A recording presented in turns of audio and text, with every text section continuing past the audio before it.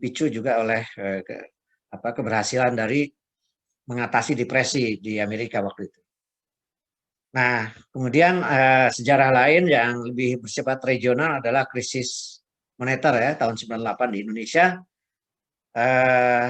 dan Indonesia terjebak juga dengan pendekatan supply side juga, yaitu pinjaman dari IMF yang 45 billion US dollar dipakai untuk bail out konglomerat-konglomerat dan menolong perbankannya dan lain sebagainya, sehingga lama sekali, sekitar 8 tahun baru pulih kembali. Sementara Thailand waktu Krismon Asia Tenggara itu dengan pendekatan demand side seperti yang dilakukan Roosevelt di Amerika itu, yaitu melakukan pekerjaan, dia memperoleh pinjaman 45 billion US dollar, tapi dia uang itu enggak dia pakai tapi sebagai dana siaga gitu namanya. Kemudian lewat kekuatan fiskal internal mereka membangun pedesaan, membangun pertanian, memberdayakan UMKM, perumahan murah di pedesaan, sehingga daya beli meningkat, industri pun bangkit kembali dan perbankan juga bangkit. Mereka dalam waktu 3 tahun sudah pulih. Jadi ini pelajaran. Tahun 2008 juga ada krisis perumahan murah di Amerika yang kemudian menjalar ke dunia, dan kemudian Eropa masih terkena dampaknya sampai hari ini. Nah, hari ini kita mengalami sebuah krisis yang belum pernah terjadi dalam sejarah kemanusiaan. Jadi itu diawali di Wuhan, ditemukannya jenis corona baru yang COVID-19 bulan November waktu itu. Kemudian China melakukan lockdown pada bulan Januari. Nah, di kita sendiri baru awalnya di Indonesia ragu-ragu pemerintah mengatakan bahkan tidak akan datang itu pandemi ke Indonesia. Itu Presiden sendiri menyampaikan. Tapi akhirnya karena memang bersifat pandemi, dari Wuhan menyebar ke Eropa waktu itu, ke Eropa Barat terutama dan Eropa seluruhnya, dan sama Italia juga tidak serius menghadapinya, sehingga waktu itu menjadi cepat sekali yang terinfeksi dan yang kematian yang terjadi. Sempat Italia itu tertinggi tingkat kematiannya. Nah, Indonesia menyadari itu semua setelah masuk India, lalu akhirnya mengakui bahwa sudah masuk 2 orang waktu itu ya, bulan Maret itu, ada bulan April ya, kalau nggak salah 2 April, mengakui bahwa sudah terjangkit 2 orang. Nah, terjadi perdebatan, biasa tidak terlalu siap, gagap, baik menangani COVID maupun nanti dampaknya. Tapi akhirnya Indonesia mengambil, ada usul lockdown, tapi akhirnya Indonesia mengadopsi apa yang disebut dengan PSBB. Jadi pembatasan sosial berskala besar, yaitu semacam karantina kesehatan secara nasional walaupun bertahap, diadopsi oleh Pemda-Pemda. Karena ada otonomi daerah juga. Nah, yang menjadi masalah ternyata memang seperti di seluruh dunia cepat sekali menjalar COVID itu, dan perdebatan terus terjadi di kalangan elite, dan akhirnya terbentur masalah bagaimana pembiayaan. Saya termasuk pengamat yang menyarankan waktu itu supaya Indonesia memutuskan menghadapi COVID dan dampaknya terhadap perekonomian sekitar 1.000 triliun waktu itu. Ada pengamat lain yang mengusulkan jumlah yang sama juga. Akhirnya awalnya diputuskan dana itu oleh pemerintah Indonesia itu 405,2 triliun. Nah, tetapi baik untuk kesehatan, untuk perlindungan sosial, maupun untuk stimulus fiskal pada UMKM maupun korporasi. Tetapi ternyata kita tahu bahwa daya serapnya setelah diputuskan itu rendah sekali. Sampai misalnya Kementerian Kesehatan hanya di bawah 2% dan lain sebagainya. Rupanya ada problem, yaitu uang itu memang belum sedia.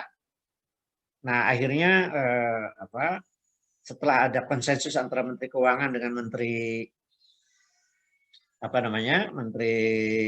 ada Gubernur Bank Indonesia untuk ada namanya burden sharing, beban bersama, yaitu pemerintah menjamin bahwa diharap BI hendaknya bisa membeli surat utang negara di pasar primer, karena di pasar sekunder istilahnya itu tidak laku lah. Terjadilah konsensus, maka mulailah terjadi optimisme bagaimana menangani COVID maupun dampaknya terhadap perekonomian. Nah, akhirnya lebih optimis lagi, pemerintah memutuskan dana yang dialokasikan untuk menangani COVID dan dampaknya terhadap perekonomian yaitu 695,2 triliun. Itu saya kira overview dari mulai soal resesi, soal yang terjadi di dunia selama ini dalam sejarah, kemudian bagaimana pandemi, dan kemudian bagaimana sikap Indonesia menghadapi itu. Nah, kita tahu, saudara sekalian, bahwa krisis kesehatan itu bukan yang pertama sebenarnya karena penyakit. Pada tahun 1819 itu ada flu Spanyol, itu jauh lebih mengerikan sebenarnya. Yang terjangkit itu sampai 500 juta, 30% penduduk dunia, dan yang meninggal itu 50 juta. Jadi kalau dibandingkan dengan COVID-19 dari sisi jumlah, ya, misalnya saya review terakhir ini dunia mengalami kematian itu baru sekitar 10 ribuan, ya kan? Yang terjangkit kira-kira 2 juta gitu ya, sekitar 2 jutaan. Indonesia sendiri terakhir adalah ada sekitar yang terjangkit sekitar 262.000 hari-hari kemarin itu, dengan tingkat dan yang meninggal di atas 10.000. Nah, dari tingkat perbandingan Indonesia ini tingkat kematiannya 3,9 di atas rata-rata dunia, yaitu kira-kira dunia itu 3%, kita 3,9%. Tingkat kesembuhan pun kalau dunia itu lebih tinggi, 23,77%. Sementara Indonesia hanya 3,2%. Yang ingin kita katakan bahwa dampaknya dengan segala persoalan yang dihadapi, dengan kegagapan, dengan kurangnya koordinasi, kadang-kadang ada kontradiksi kebijakan, maka Indonesia merupakan ranking negara yang dari sisi tingkat kematian itu nomor 17 dari 215 negara. Jadi termasuk yang parah. Nah, sementara dari tingkat yang terpapar itu nomor 37 sekarang ini. Juga katakanlah 40 besar ya. Jadi secara keseluruhan boleh dikatakan sudah hampir 7 bulan kita mengalami pandemi dan pemerintah berupaya menghadapinya, pusat maupun daerah, tapi ternyata kita bukan termasuk yang aman di dunia. 100 aman di dunia. Kita di atas 100. Tadi juga tingkat kematian maupun tingkat terinfeksi juga kita termasuk yang parah ya. Nah, jadi itu pelajaran bahwa memang bukan masalah Indonesia saja, negara superpower seperti Amerika sekarang kan adalah negara yang paling parah. Tingkat keterpaparan, tingkat kematian, bahkan juga buruk dalam penanganan. Itu dinilai oleh WHO. Ya. Nah, baik.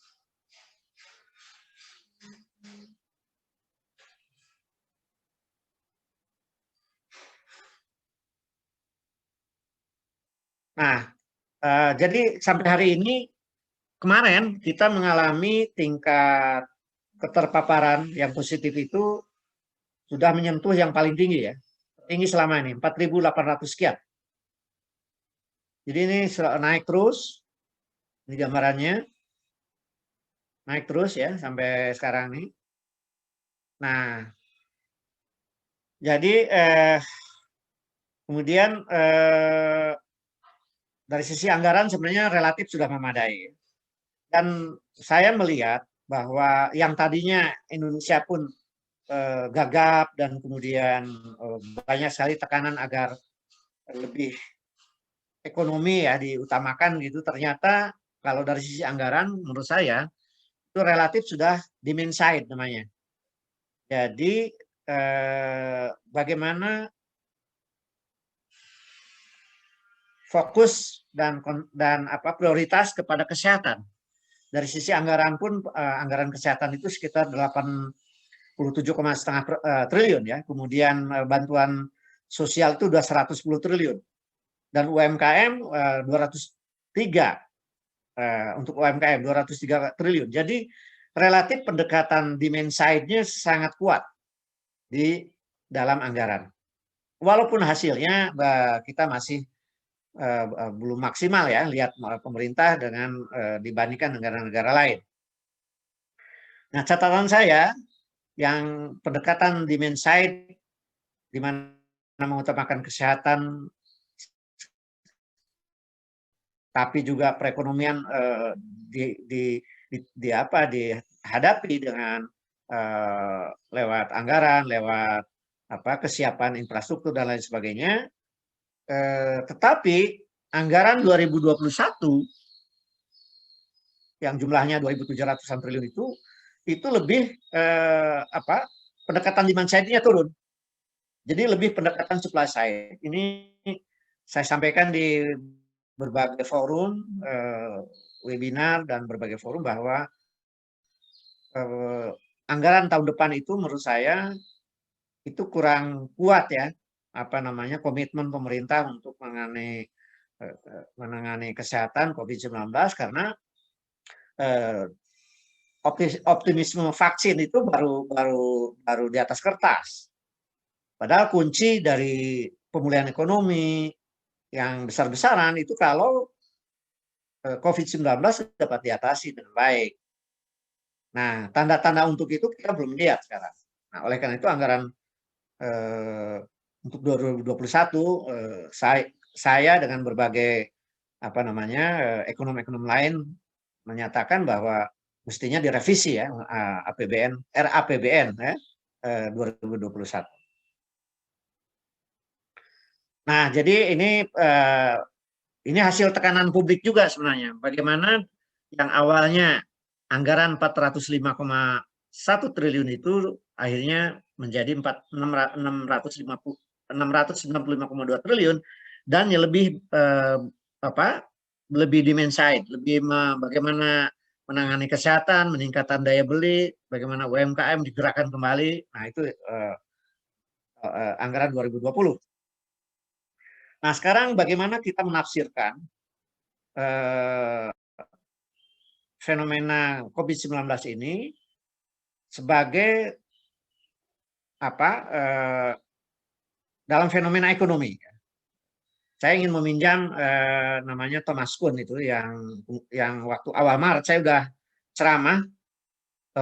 ceramah umum yang paling pertama saya yang melontarkan tentang new normal itu. Tapi sering disalahpahami seolah-olah new normal itu ya hanya ganti baju dan masuk ke keadaan seperti keadaan lama gitu. Padahal dalam perspektif Thomas Kuhn yang menuliskan tentang the structure of scientific revolution itu, sebenarnya new normal itu harus didefinisikan kalau kita berhasil mendefinisikan apa yang disebut dengan new reality. Jadi dalam siklus ilmu peradaban itu ada keadaan normal, itu keadaan normal, katakanlah sebelum ini, sebelum pandemi. Nah, kita masuk pada global shock dengan adanya pandemi. Nah, itu keadaan krisis. Nah, dalam keadaan krisis, itu kalau orang-orang ilmu ekonomi harus tahu bahwa ada teori-teori ekonomi yang membackup. Misalnya mengapa ada globalisasi yang dulu. Lalu dengan pandemi ternyata banyak menemukan keadaan-keadaan ketidakadilan sosial, lingkungan yang rusak, dunia ini. Ada 2.135 orang super kaya di dunia yang ada di negara maju, sama dengan penduduk 60% dunia misalnya. Sangat tidak adil. Indonesia sendiri 40% konglomerasi sama dengan 67% pendapatan nasional. Jadi keadaan pada saat hasil globalisasi telah menimbulkan ketidakadilan sosial dan kerusakan lingkungan. Nah, jadi keadaan pandemi itu nanti kalau kita akan masuk new normal, mestinya kita mengidentifikasi apa keadaan-keadaan realitas baru akibat dari globalisasi sebagai paradigma lama. Nah, mengapa? Karena keadaannya dunia yang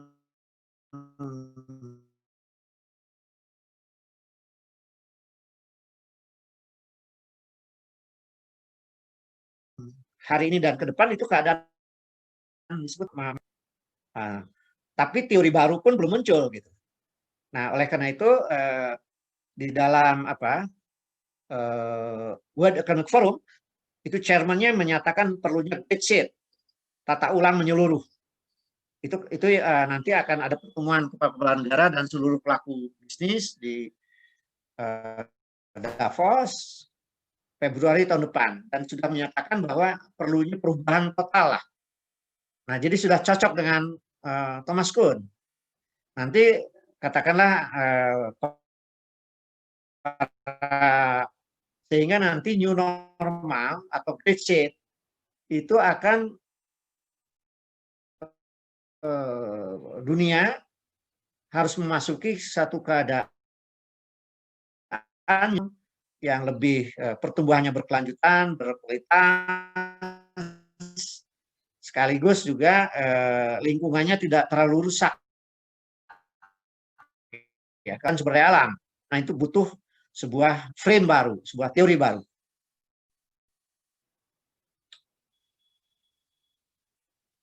Nah, jadi saudara sekalian, bahwa dengan demikian sekarang Indonesia khususnya ya, dan dunia yang lain juga menghadapi identifikasi mungkin hampir yang sama, bahwa dengan pandemi kita mencatat sekarang bahwa misalnya kemiskinan bertambah, ini kemiskinan ekstrim ya, yang $1 itu per hari.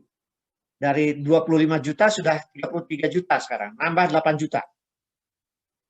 Kemudian sektor informal ya, yang sekitar 60% naik menjadi 70% dalam dibanding angkatan kerja. Jadi sekitar 63 juta sekarang. Itu praktis lebih dari 50%, ada tukang cendol, tukang bakso, segala macam, kaki lima dan sebagainya. Itu banyak yang berhenti usaha. Mungkin lebih dari 50% usaha. Jadi bisa jadi di atas 40 juta itu. Mereka nganggur sekarang. PHK yang menurut Kementerian Tenaga Kerja itu sekitar 3 juta, tapi menurut Kadin yang tahu di lapangan itu sekitar 20 atau 20 juta atau lebih. Jadi berat sebenarnya ini dari sisi sosial, tantangan sosial. Nah, oleh karena itu hemat saya, asal tepat sasaran, asal daya serapnya tinggi dan kemudian efektif, tidak bocor, anggaran yang 652 mestinya bisa mengatasi yang tadi itu dengan macam-macam skema ya, bantuan sosial, apakah BLT, apakah namanya keluarga harapan, apakah KUR dan lain sebagainya. Di samping tentu saja bagaimana menyelamatkan jiwa ya, di mana dokter dan perawat itu menjadi prioritas.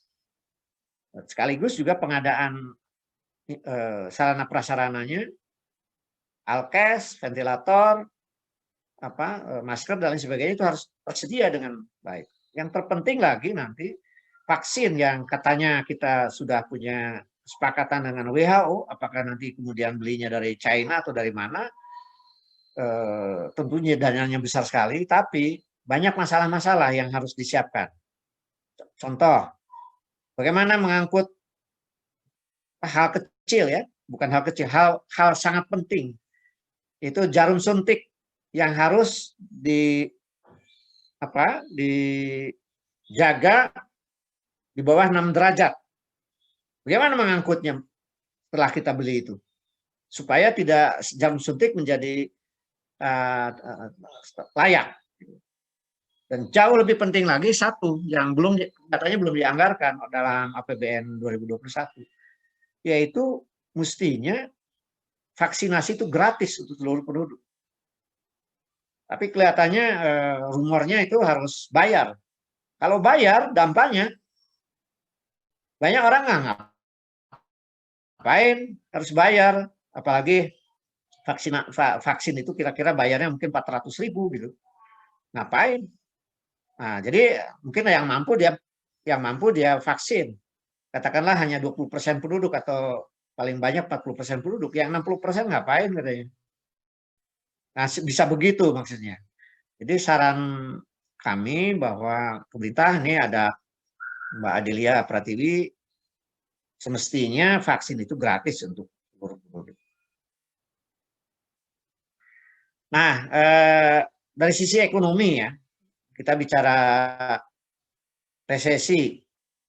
Resesi itu per definisi kalau kontraksi atau pertumbuhan minus itu kira-kira 2 kuartal ya.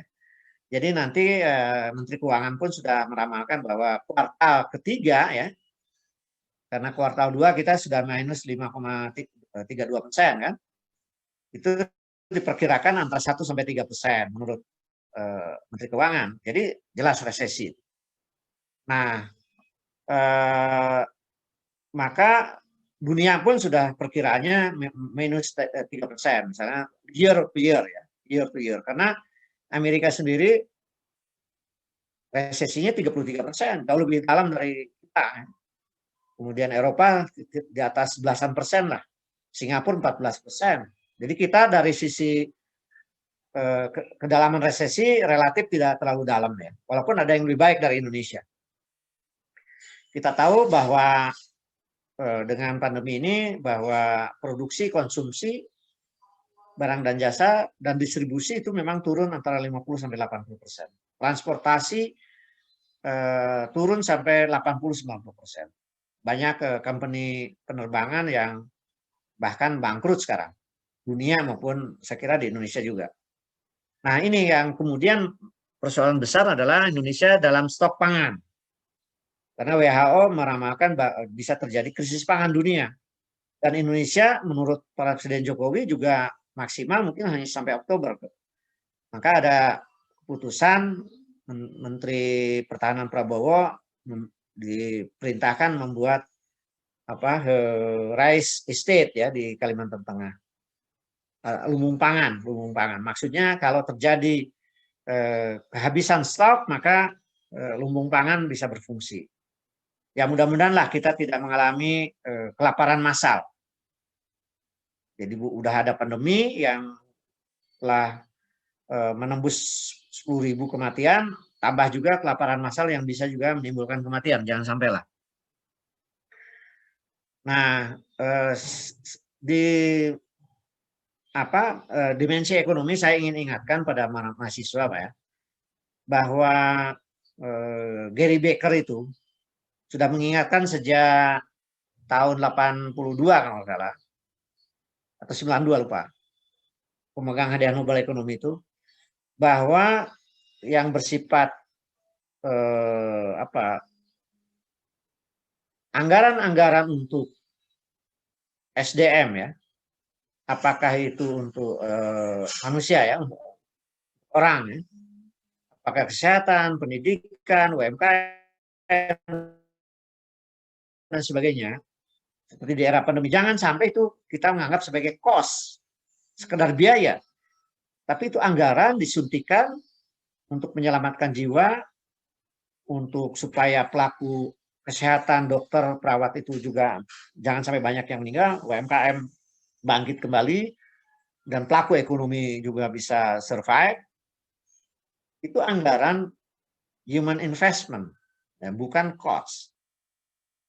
Jadi ini merupakan satu new normal yang selama ini memang paradigmanya kalau anggaran kesehatan, anggaran-anggaran untuk orang itu dianggap cost ya. Itu yang saya ingin ingatkan. Berapa menit lagi saya akan, sudah berapa menit nih?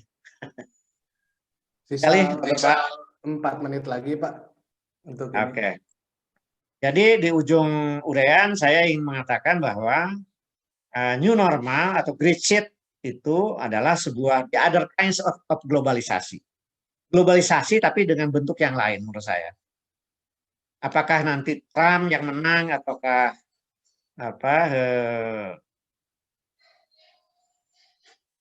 dari Partai Demokrat yang menang, saya kira akan dunia sudah tidak bisa lagi mempertahankan cara-cara globalisasi yang menimbulkan ketidakadilan sosial, kerusakan lingkungan, tumbuhan yang tidak berkualitas, dan hanya menguntungkan sekelompok kecil orang super kaya, baik di dunia maupun di Indonesia. Itu nggak bisa lagi. Saya kira dunia, masyarakat nasional juga menuntut sebuah tata ulang menyeluruh agar the other kind of globalisasi itu muncul dengan new normal, dengan new paradigm, dengan great shit.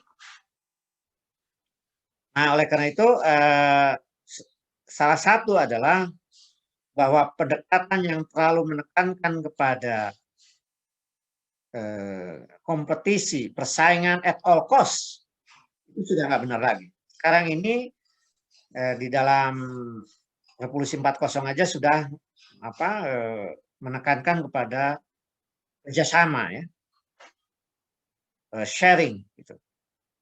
Nah, jadi cooperation itu harus lebih bisa membalance atau bisa menyeimbangkan antara competition. Ini saya kira pendekatan baru salah satunya. Kemudian bahwa dunia selama ini hanya menekankan kalau investasi itu hanya kepada uang, human capital, rakyat. Kalau UKM membuat sebuah proyek bisnis baru itu seolah-olah bukan investor itu. Jadi seringkali pemerintah menganggap investment grade ukurannya itu adalah pengusaha raksasa nasional atau asing. Ini pendekatan dari omnibus law. Itu asing yang besar yang ingin kita undang. Tapi kita kurang menghargai investasi dari UMKM. Padahal Taiwan ya, yang tumbuhnya tinggi tapi juga sangat merata, itu karena UMKM. Kalau Jepang ada Zaibatsu yang raksasa, tapi dia ada sistem subcontracting dengan Japan Incorporated. Sehingga 90% komponen dari industrinya dibuat oleh UMKM. Indonesia ini pertumbuhan 5% hanya dinikmati oleh 0,0 sekian persen karena yang terjadi adalah akumulasi kapital oleh karangan konglomerat industri ya. Sehingga terjadilah ketimpangan yang buruk sekarang ini. Nah, jadi ini harus dikoreksi di dalam new normal dan great shit, the other kind of globalization, termasuk di tingkat nasional. Kita harus sadar ketergantungan impor pada sembako, pada kesehatan itu harus di dalam new normal, di dalam great shit harus membangun kemandirian kesehatan, farmasi, obat-obatan, alkes, dan lain sebagainya, termasuk infrastrukturnya, juga sembako, kebutuhan pokok, basic need. Kita harus juga merebut teknologi sehingga kita punya kemandirian teknologi. Kita harus memupuk formasi kapital dalam negeri sehingga kita punya kemandirian finansial. Saya kira ini tuntutan yang harus kepada pemerintah yang akan datang, siapapun yang menjadi presidennya, agar itu terjadi perubahan mendasar. Nah, cirinya satu yang kuncinya adalah kita tidak membiarkan di dalam the other kind of globalisasi state yang lemah. Sekarang ini pasar uang, pasar modal udah di atas GDP kita, dan itu dikuasai oleh segelintir orang swasta. Itulah yang terjadi oligarki. Oligarki ini sudah membeli partai, membeli macam-macam elit dan sebagainya, sehingga mereka mendikte. Fenomena ini juga kita lihat di era pandemi ini. Tapi jangan lupa, the other kind of globalisasi bukan anti pasar. Tapi pasar yang sehat, di mana ada kompetisi, tapi juga ada cooperation juga. Nah, kita harus membutuhkan reformasi di tingkat reform di tingkat nasional maupun di tingkat global, agar dunia makin baik. Dan ini adalah new paradigm, new norma, dan great shift yang dituntut oleh dunia dan kita sebagai rakyat Indonesia. Demikian, terima kasih. Assalamualaikum warahmatullahi wabarakatuh. Waalaikumsalam warahmatullahi wabarakatuh. Terima kasih Prof. Didin atas penyampaian materinya. Selanjutnya ada penyampaian materi dari Mbak Adelia selaku Ekonom BKF Kementerian Keuangan. Kepada Mbak Adelia, saya persilahkan. Baik, terima kasih Gali dan rekan-rekan FMEI, tadi Presiden Nasionalnya juga, dan Prof. Didin. Prof, inspiring sekali tadi Prof, komprehensif banget yang ngelihatnya, ada sisi sejarahnya juga, kita sangat appreciate. Jadi mungkin untuk kali ini aku akan berusaha menyampaikan gimana sebagai praktisi kebijakan fiskal itu memandang situasi yang sedang kita hadapi semua saat ini. Nah, mungkin aku tadi senang banget Prof. Didin memulai penjelasan beliau dengan istilahnya menjelaskan dulu duduk perkaranya gitu ya Pak ya, apa yang dimaksud dengan resesi, terus secara historis itu kita pernah mengalami atau enggak, dan apakah ada presiden yang sejenis gitu di sebelum kita hidup bahkan ya, dan bagaimana ketika itu orang meresponnya. Tadi juga diceritakan bagaimana setiap negara itu punya kemampuan keluar dari krisis, kecepatannya bermacam-macam, ada yang 3 tahun, ada yang 8 tahun. Kalau cost-nya juga ada macam-macam ya Prof. Didin, ya pasti ada yang bisa hemat gitu ya dalam mengatasi resesi, ada juga yang belum bisa optimal dalam hal efisiensi, seperti itu. Nah, kebetulan kalau di Badan Kebijakan Fiskal Kemenkyu sendiri, Prof. Didin, rekan-rekan, itu memang kita juga untuk resesi ini adalah topik yang sangat kita berusaha untuk juga melakukan destigmatizing tentang resesi, karena memang resesi ini kebetulan kalau di sangat-sangat diekspos gitu ya Prof ya, di media di mana-mana itu sangat-sangat diekspos gitu, sampai kita sendiri wondering ketika kita di meja perumusan kebijakan, mungkin terminologi resesi sendiri itu sebetulnya behind gitu, kita tidak membicarakan terminologinya, tapi kita membicarakan mengenai mitigasinya. Tapi mungkin mengenai angka-angka pertumbuhan ekonomi itu kita lebih memandangnya sebagai bahan untuk kita melakukan pertimbangan kebijakan dan planning ya. Kita punya forecasting, kita punya APBN yang harus disusun, maka kita harus mengetahui apakah kondisi ekonomi ke depan itu akan seperti apa. Jadi aku akan ikut nih sama Prof. Didin akan melakukan upaya mendestigmatizing resesi.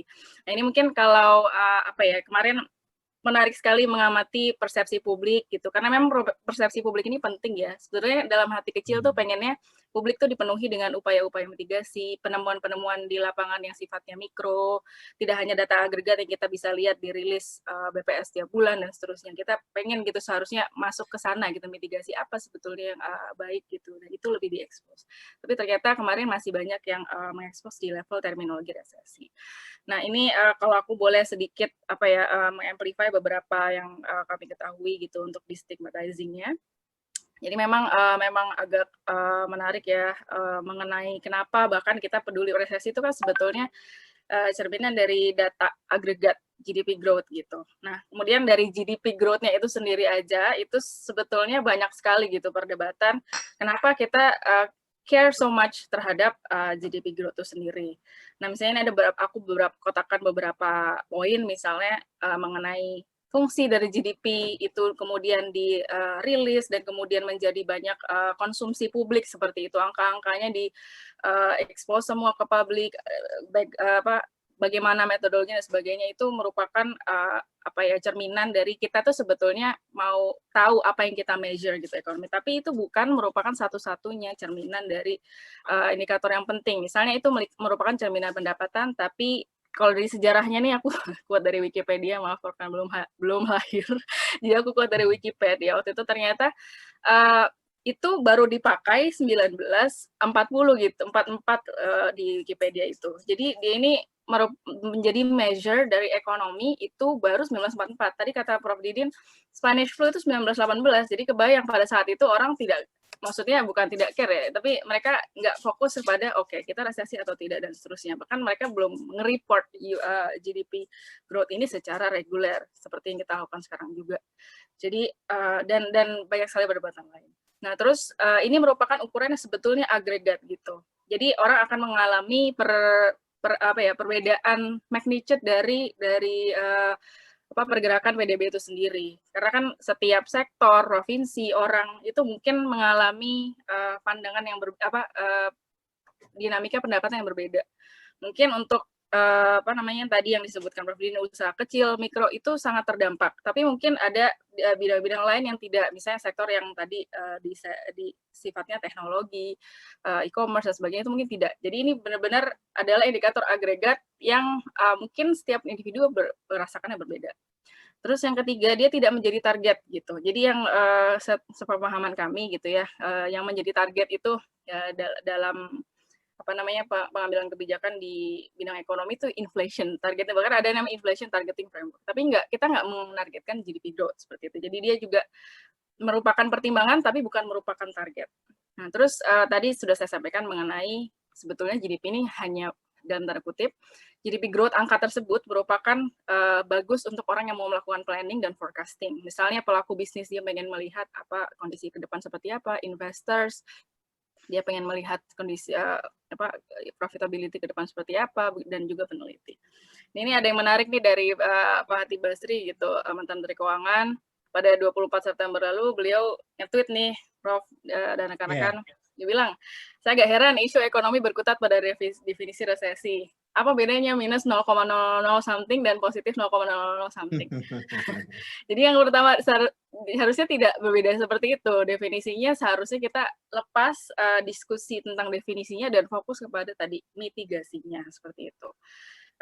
Itu sekilas mengenai kenapa kita tiba-tiba nih peduli. Jadi mudah-mudahan rekan-rekan mahasiswa juga peduli gitu kan, semuanya punya circle of social community sendiri, bisa melakukan penelitian kecil sendiri kenapa orang jadi seperti ini gitu. Jadi alangkah lebih baiknya masuk ke mitigasinya gitu ya, membanjiri ruang publik dengan mitigasinya bukan dari definisinya.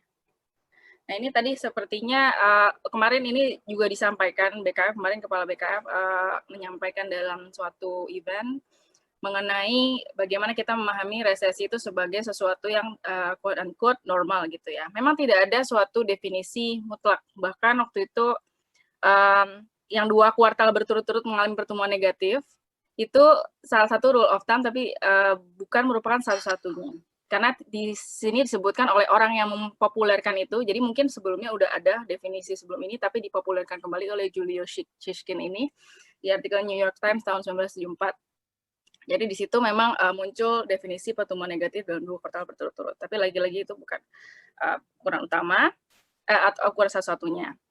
Nah, ini ada juga pandangan bahwa sebetulnya resesi itu bagian dari proses bisnis itu sendiri. Jadi nanti akan ada tentunya logiknya adalah ya habis resesi, terus nanti kemudian mengalami periode selanjutnya bisa ekspansi dan seterusnya. Jadi itu merupakan siklus bisnis yang nantinya akan berganti seperti itu. Tapi masalah kapan bergantinya itu yang menjadi perbedaan masing-masing. Jadi makanya tadi fokusnya lebih baik ke mitigasinya supaya kita bisa nih magnitude dan amplitudenya ini dari kurva ini menjadi lebih sempit, lebih cepat seperti itu. Jadi fokusnya itu harusnya ke situ karena ini merupakan sesuatu yang relatif wajar. Kalau tadi Prof udah juga nyampein tentang Great Depression ya.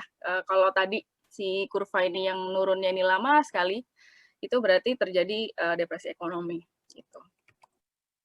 Nah ini memang kita sedikit flashback tadi Prof Didin udah nyampein banyak banget soal bagaimana quote-unquote kengerian dari pandemi COVID sekarang ini gitu. Jadi bahkan dia ini mengalahkan nih dalam tanda kutip pamor ya semua yang ada di atas ini. Jadi ini semua yang kita kita factor in ke dalam perumusan kebijakan ini semua waktu itu mempengaruhi banget gitu, mulai dari krisis keuangan global 2008 yang apparently nggak terlalu terdampak dari sisi GDP kita, krisis utang waktu itu kalau mengingat ada Yunani dan lain-lain. Kemudian isu geopolitik, perang dagang, normalisasi AS. Nah, AS ini juga menarik karena krisis keuangan globalnya setelah sekian lama Pak Prof Dinin ya baru istilahnya pick up gitu ya. Inflasinya baru pick up sedikit setelah sekian lama digelontorkan yang namanya pembelian aset oleh bank sentralnya. Itu literally bank sentralnya membeli semua corporate bond dalam apa ya? Dalam aku nggak tahu tenornya gradingnya apa aja tuh, apakah dia termasuk beli yang bonds yang less quality atau tidak, tapi yang jelas dia gelontorkan banyak sekali aset untuk menstimulasi ekonomi, yet itu prosesnya dari kalau nggak salah dari zero interest rate dan seterusnya dari 2008 baru 2014-an ya Prof ya baru ditarik gitu, ada namanya Fed tapering, normalisasi AS. Jadi ternyata dan setelah semua yang terjadi itu pun tidak mengalahkan gitu yang terjadi dengan yang kita hadapi sekarang gitu. Dan ini adalah recent outlook dari berbagai lembaga multinasional seperti IMF, OECD dan World Bank.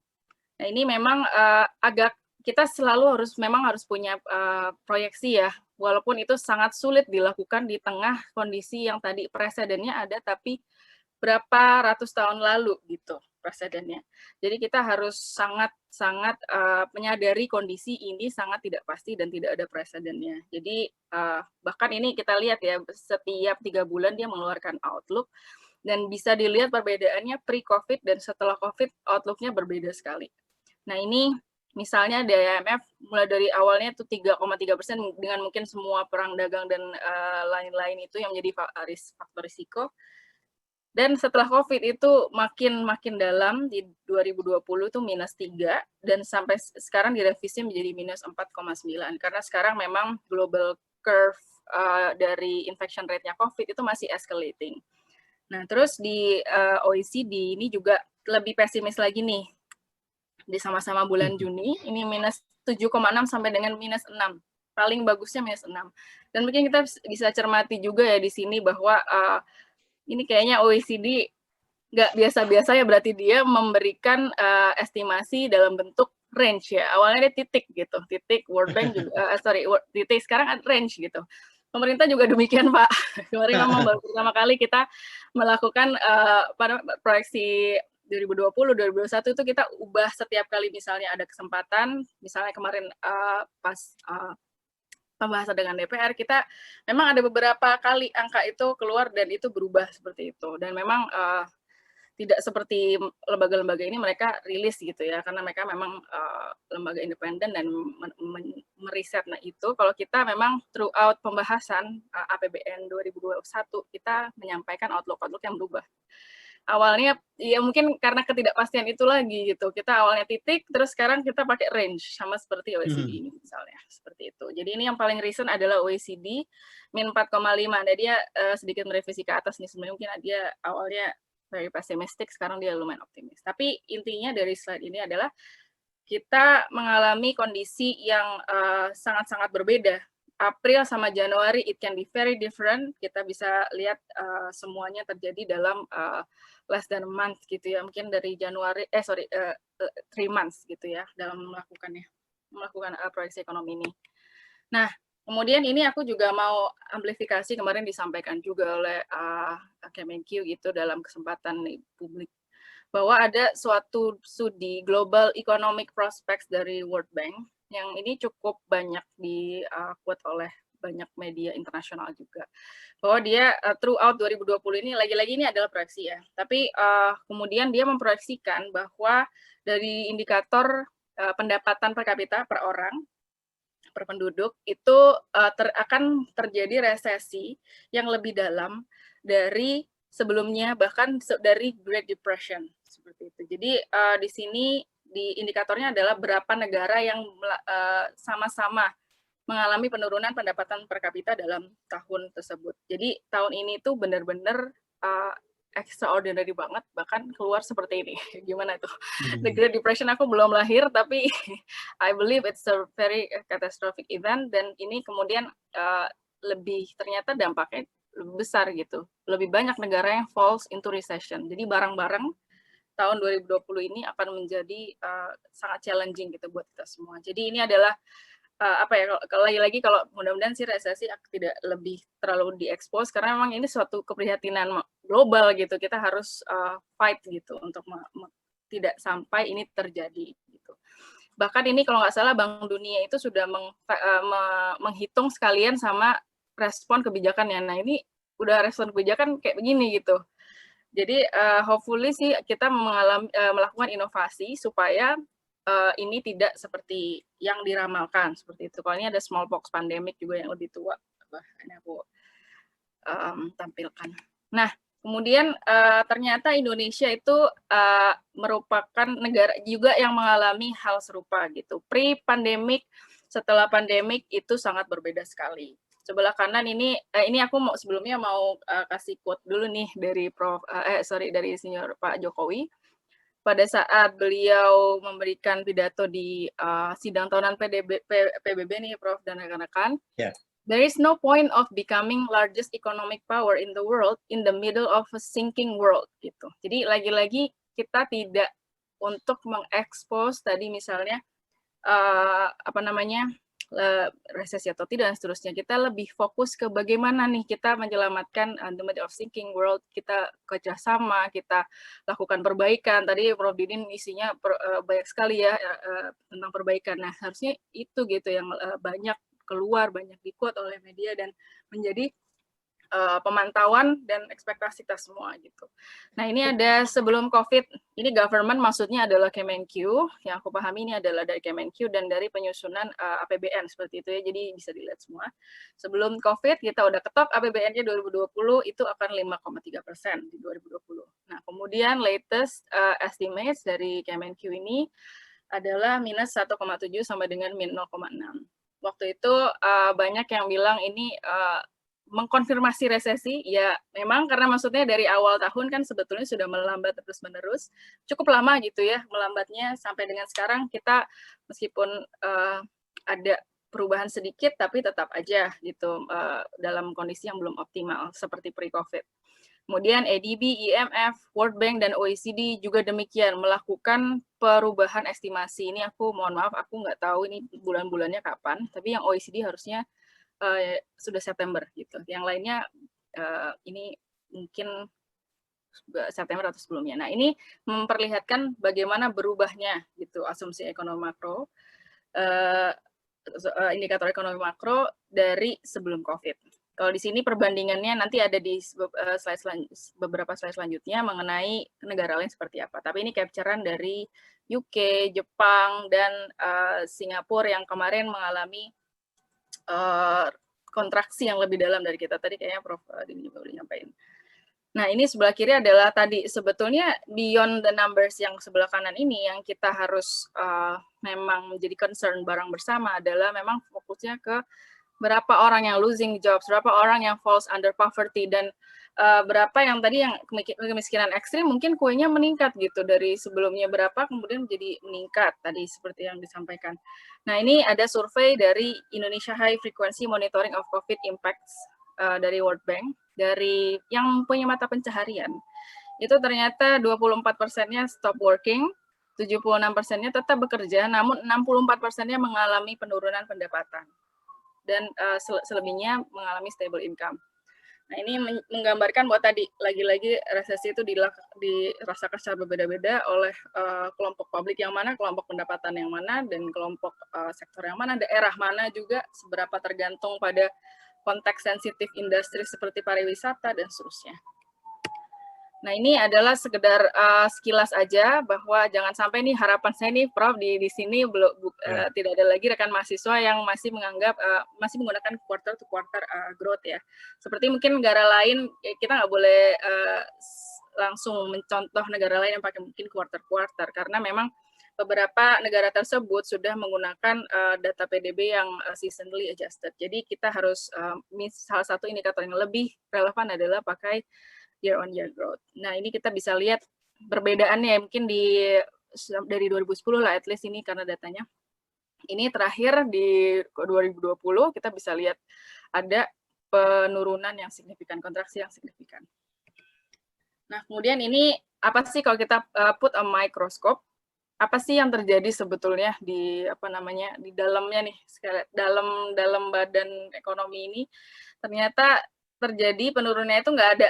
Dulu kan kita selalu ada driver gitu ya perekonomian, misalnya 2008, 2009, mungkin yang paling terpengaruh adalah tadi orang yang banyak investasi, banyak yang naruh uangnya di bank, di pasar keuangan, itu akan terpengaruh. Tapi konsumsi masih bisa menjadi driver misalnya. Tapi sekarang kita bisa lihat tidak ada nih menjadi driver.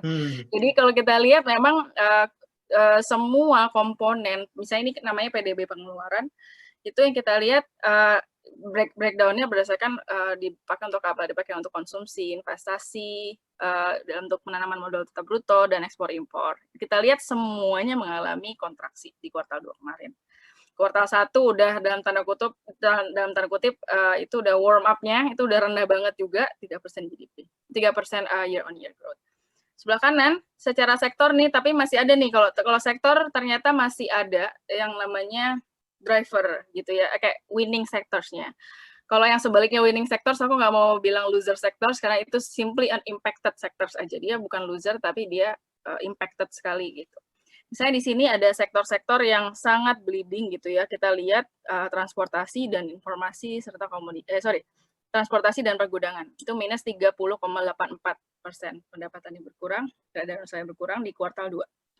Nah, yang lain ini minus semua, kita bisa lihat nggak ada yang, hampir tidak ada yang selamat. Yang selamat ini mungkin karena kita tetap butuh bahan pangan, misalnya pertanian ini cukup positif, terus informasi dan komunikasi ini malah tumbuh tinggi dibandingkan kuartal sebelumnya gitu, mungkin karena kita banyak menggunakan infrastruktur digital seperti itu, dan jasa keuangan masih lumayan stabil, dan yang lainnya almost semua negatif gitu. Jadi ini kita bisa lihat kalau bisa yang mikir apa ya drivernya ekonomi gitu. Sekarang ini sangat sedikit gitu drivernya ekonomi karena semuanya rata gitu ya pelemahannya, kecuali di sektor-sektor yang saya sebutkan tadi yang seperti Infocom yang tidak malah bertumbuh positif lebih tinggi.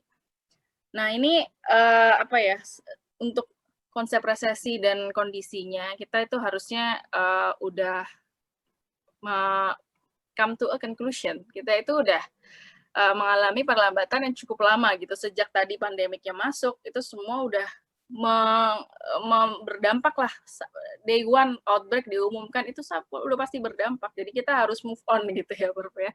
Dari yang namanya resesi atau tidak debatnya. Tapi lebih ke masuk mitigasinya. Nah, ini adalah perbaikan yang kita lihat beberapa bulan terakhir. Misalnya indeks PMI manufaktur, ini indikator yang menunjukkan aktivitas di industri pengolahan sebagai industri yang cukup besar gitu ya di Indonesia. Ini yang dan mempekerjakan banyak orang utamanya. Nah, ini kemarin 2 bulan berturut-turut udah di atas 50 walaupun agak melandai. Nah, di atas 50 ini artinya dia ada pertumbuhan positif gitu. Jadi kita ngelihat sudah bergerak nih aktivitas ekonomi real masyarakat. Dari sisi demand gimana? Konsumsi masyarakat kita ngelihat indeks keyakinan konsumen mencapai 86,9. Lebih tinggi dari bulan Juli sedikit ya, 86,19.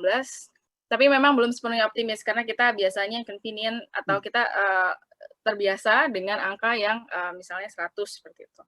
Nah, indikator lain adalah ya ini adalah high frequency indicators, teman-teman semua kayak harusnya ini merupakan data publish mengenai konsumsi listrik, kinerja penjualan eceran, itu semuanya memang ada pembaikan dan sektor keuangan stabil. Nah, tapi di saat yang sama kita memang tidak boleh terlalu berbahagia atau over optimistic melihat ini semua karena memang tadi the root cause dari kontraksi ekonomi ini adalah COVID-nya. Kalau kita lihat COVID masih tereskalasi, jadi yang namanya kebijakan PSBB dan kebijakan lain yang menjadi bauran dari kebijakan pencegahannya itu otomatis akan tetap diimpose dengan mungkin dinamika yang menyesuaikan tadi per wilayah dan seterusnya. Nah, ini adalah sedikit aja gambaran mengenai bagaimana mobilitas. Jadi kita pakai indikator seperti ini untuk melihat nih ke depannya itu selain tadi COVID curve-nya, kita juga melihat memantau mobility report. Ini mobility report ini menunjukkan sebagaimana confident orang melakukan mobilitas dan basically kan yang menopang aktivitas ekonomi itu mobilitas. Jadi kita melakukan pemantauan dan lihat di kuartal 3 memang mulai melandai gitu. Kalau di kuartal 2 ini meningkat banget gitu aktivitas. Nah, kuartal 3 ini mulai melandai. Mungkin tidak sama seperti aktivitas sebelumnya nih kalau bisa dilihat di yang tinggi sekali ini. Jadi mobilitasnya meningkat tetap tapi kemudian melandai. Nah, ini bulanan juga ada datanya. Nah, kemudian ini masuk ke apa kemudian yang harus kita lakukan sebagai mitigasi. Nah, kalau tadi udah ada sedikit ya capturean tentang apa dampaknya ini di negara-negara lain. Misalnya di sini ada yang saya linkerin ini kayaknya Big ASEAN ya, Malaysia, Filipina, Singapura, Thailand. Ini juga mengalami yang sama gitu dengan global tadi. Bahkan tadi kita harus melihat itu lebih bleeding gitu dari kita. Misalnya kita kemarin main 5,3, kemudian di sini kita bisa melihat yang biru-biru ini yang kuartal kedua bahkan mereka ada -17, -16, -13, -12 seperti itu. Jadi kita harus melihat ini sebagai global phenomenon gitu ya. Dan kemudian di sini di bawah yang paling penting nih, nah adalah respon kebijakan gitu ya. Respon kebijakan fiskal itu memang salah satu yang we rely on ketika ekonomi itu mengalami resesi karena dia bisa tadi menstimulasi dari sisi supply dan demand gitu pada saat itu juga. Jadi misalnya bansos itu kan langsung misalnya kalau untuk behavior konsumsi untuk masyarakat yang menengah ke bawah, ketika diberi uang, mereka pasti akan langsung consume gitu. Mereka tendensi untuk savingnya lebih rendah gitu. Itu namanya mungkin kalau ini rekan mahasiswa ekonomi dari marginal propensity to consume ya, itu pasti cepat gitu. Jadi makanya fiscal policy ini menjadi salah satu yang kita rely on sebagai obat resesinya. Nah, ini kita lihat Malaysia, Filipina, Singapura, Thailand semuanya berada di luar kebiasaan. Misalnya kita lihat nih yang paling ini aku jadi cukup mengagetkan di Singapura. Awalnya dia mungkin terbiasa dengan minus 0,% GDP. Sekarang dia go beyond, jauh banget, 13,5% GDP fiskal defisitnya. Ini semuanya rata-rata begitu, di luar kebiasaan. Malaysia biasanya 3, sekarang 6, Filipina juga 3, kemudian sekarang 7, seperti itu. Jadi semua negara memang deploying fiscal resources mereka untuk penanganan dampak second round-nya dari COVID ini, yaitu terhadap ekonominya.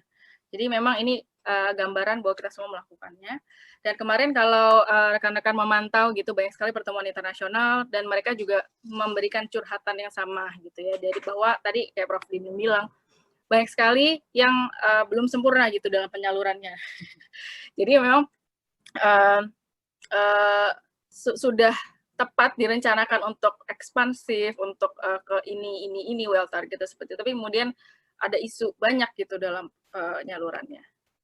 Nah, ini memang masuk ke APBN Indonesia sendiri di tahun 2020.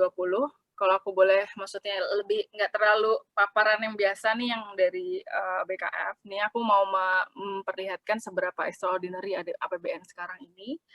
Itu karena guncangan non-ekonomi, kemudian kontraksi ekonomi yang lebih dalam dari krisis global, kemudian sampai ada Perpu yang kemudian membolehkan defisit itu menjadi lebih dari fiscal rule-nya, ini di atas fiscal rule. Fiscal rule itu yang harus kita patuhi ya, ada 3% PDB setiap tahun, namanya budget balance-nya itu harus tidak boleh lebih dari itu yang kita istilahnya kita masukkan dalam crisis mode gitu ya, extraordinary mode, jadi kita di atas 3% GDP, tapi yang satunya masih di-keep, misalnya 60% PDB. Nah, kemudian sampai berubah 2 kali, itu kalau rekan-rekan perhatikan dari setelah penerbitan Perpu, itu ada perubahan 2 kali, dari namanya Perpres 54 sama Perpres 72, itu rekan-rekan bisa lihat sendiri, di situ berubah 2 kali APBN 2020 posturnya. Dan rasio defisit ini, rasio defisit terhadap PDB ini cukup besar. Saya dari tahun 1988 itu cukup besar karena memang tadi kita udah identify kebutuhannya dan terjadilah jumlah yang diperkirakan akan dibutuhkan seperti itu. Jadi ini memang suatu hal yang sangat extraordinary yang kita hadapi juga dengan cara yang kita ngelihatnya juga harus beda seperti itu. Nah, ini bagaimana sih cara membantu gitu? Aku coba maksudnya biar lebih tidak terlalu crowded grafik. Ini aku membantu karena kan untuk memahami gimana sih kita memikirkannya sebagai di praktisi fiskal waktu itu di awal-awal banget. Jadi kayak waktu itu dari awal, bayangin aja misalnya November Undang-Undang APBN 2020 itu tahun lalu ya, November 2019, terus habis itu dirubah, ada Perpu, terus habis itu kita langsung keluar postur itu kayak dalam waktu sangat-sangat singkat. Jadi bayangkan maksudnya kalau di Badan Kebijakan Fiskal adalah unit yang merumuskan gitu ya, dari mulai ekonomi makronya ke kebijakan-kebijakan strategisnya.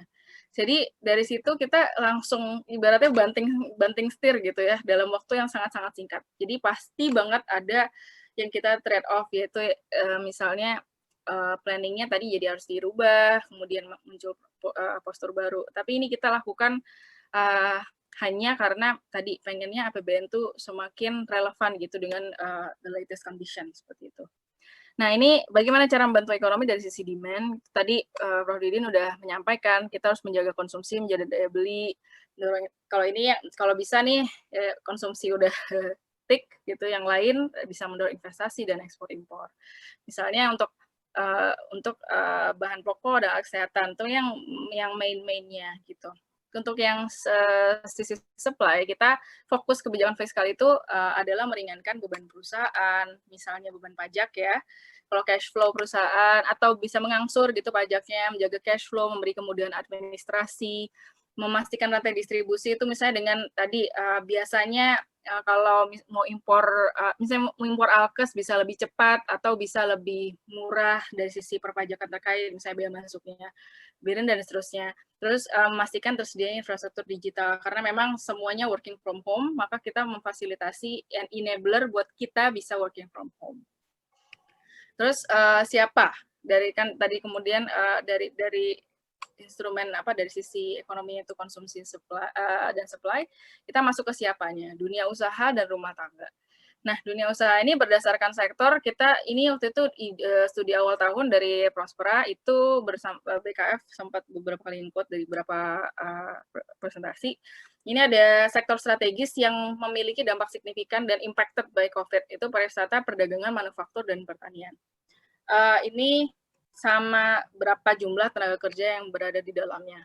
Itu kita bisa lihat ya, kalau misalnya sekarang pariwisata itu sangat-sangat terdampak, maka yang terdampak berapa sih? Ya 12,7 juta tenaga kerja ini, perdagangan 19,9 juta tenaga kerja, dan seterusnya. Gitu. Jadi ini memang gambaran, karena dia yang strategis dan sensitif terhadap dampak COVID. Nah, berdasarkan size, ini yang paling rentan adalah misalnya tadi kita 99% kita tuh mikro ya perusahaannya. Jadi memang merupakan suatu challenge karena mereka banyak sekali kecil-kecil dan mereka rentan, maka kita harus membantu. Nah, kalau yang usaha besar sepertinya ada arah untuk yang padat karya gitu ya diberikan bantuannya. Kemudian dari sisi rumah tangga, dari bekerja di sektor yang terdampak COVID, dulu aku ingat banget ada sederetan insentif misalnya untuk perpajakan bagi yang di bawah 200 juta deh kalau nggak salah. Setahun itu kita berikan semacam insentif. Jadi mereka kayak hampir kayak dapat bansos karena PPh-nya ditanggung pemerintah. Jadi hampir sama seperti bansos. Kemudian ini yang memiliki pendapatan 40% terendah, the bottom 40, yang kita maintain setiap tahun datanya di namanya data sosial terpadu yang di Kemensos. Kemudian bekerja di sektor yang mikro gitu. Jadi mereka ini biasanya tuh aku ingat banget awal-awal kita mengalami challenge yang sangat besar begitu kita mengidentifikasi siapa aja UMKM-nya dan siapa aja yang tergolong terdampak dan bukan bermasalah dari awal. Terus bagaimana bahwa mereka itu misalnya satu UMKM itu ya ibaratnya cuma 2 misalnya ya,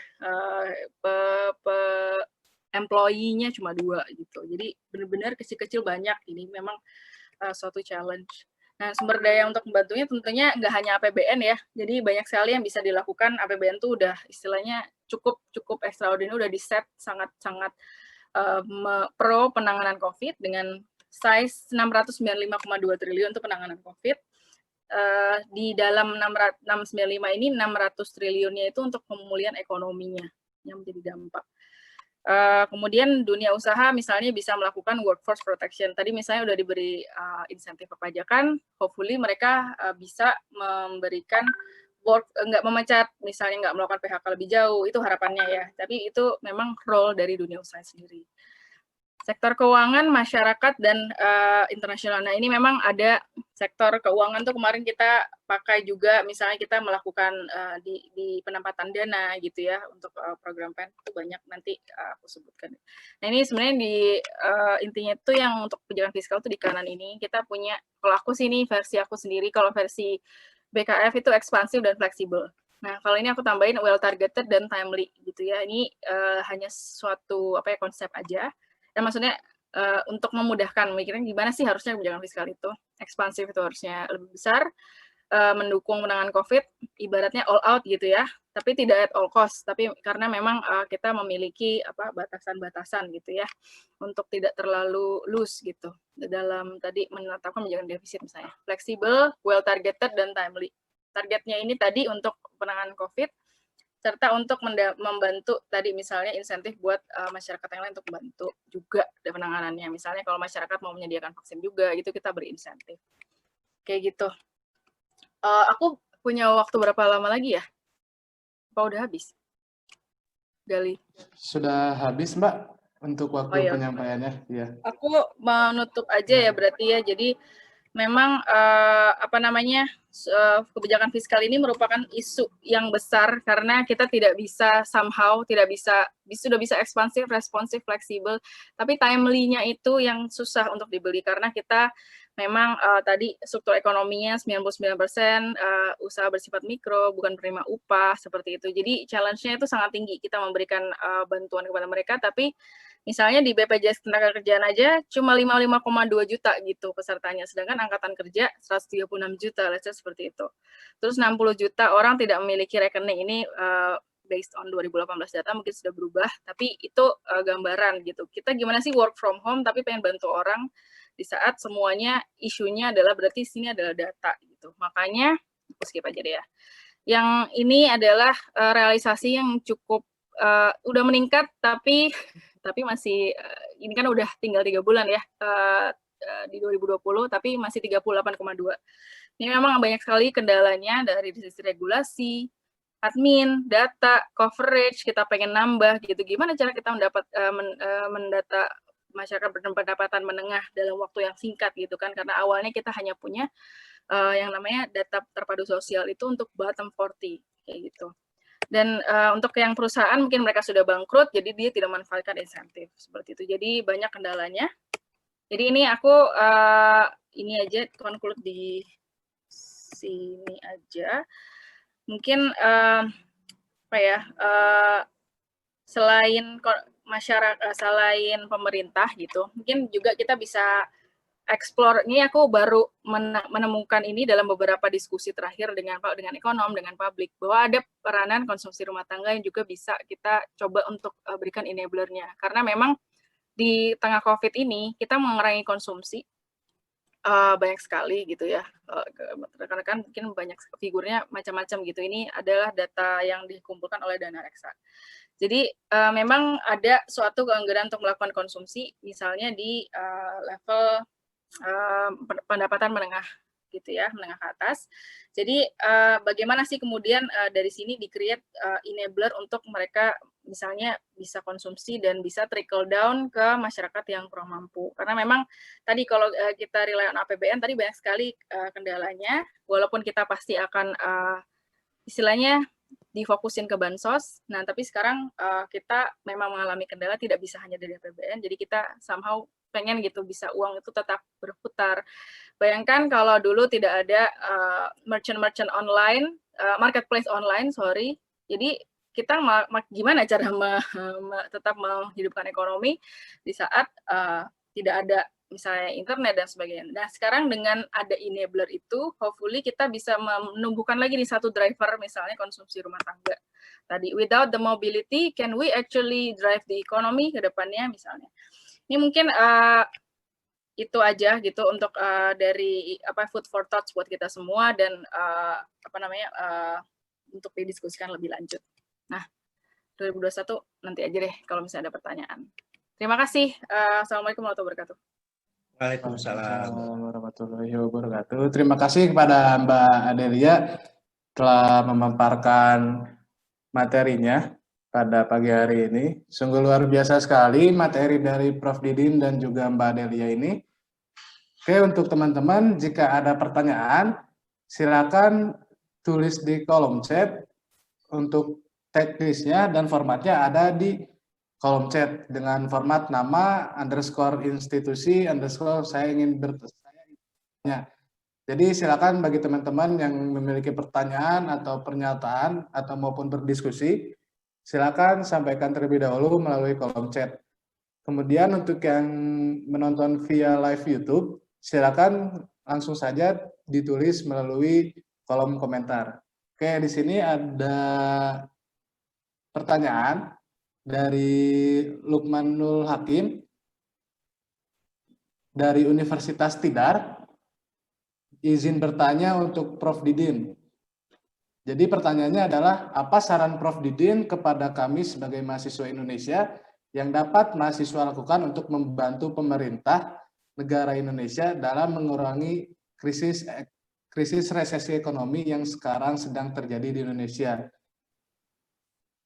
Boleh langsung dijawab saja Pak untuk pertanyaan ini, silakan. Oh ya, wah tadi saya menikmati sekali Mbak Adelia presentasinya.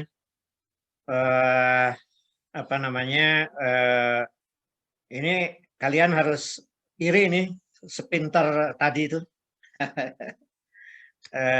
Mbak Adelia dengan slide-slide yang sangat lengkap dan sepintar dia ya nanti.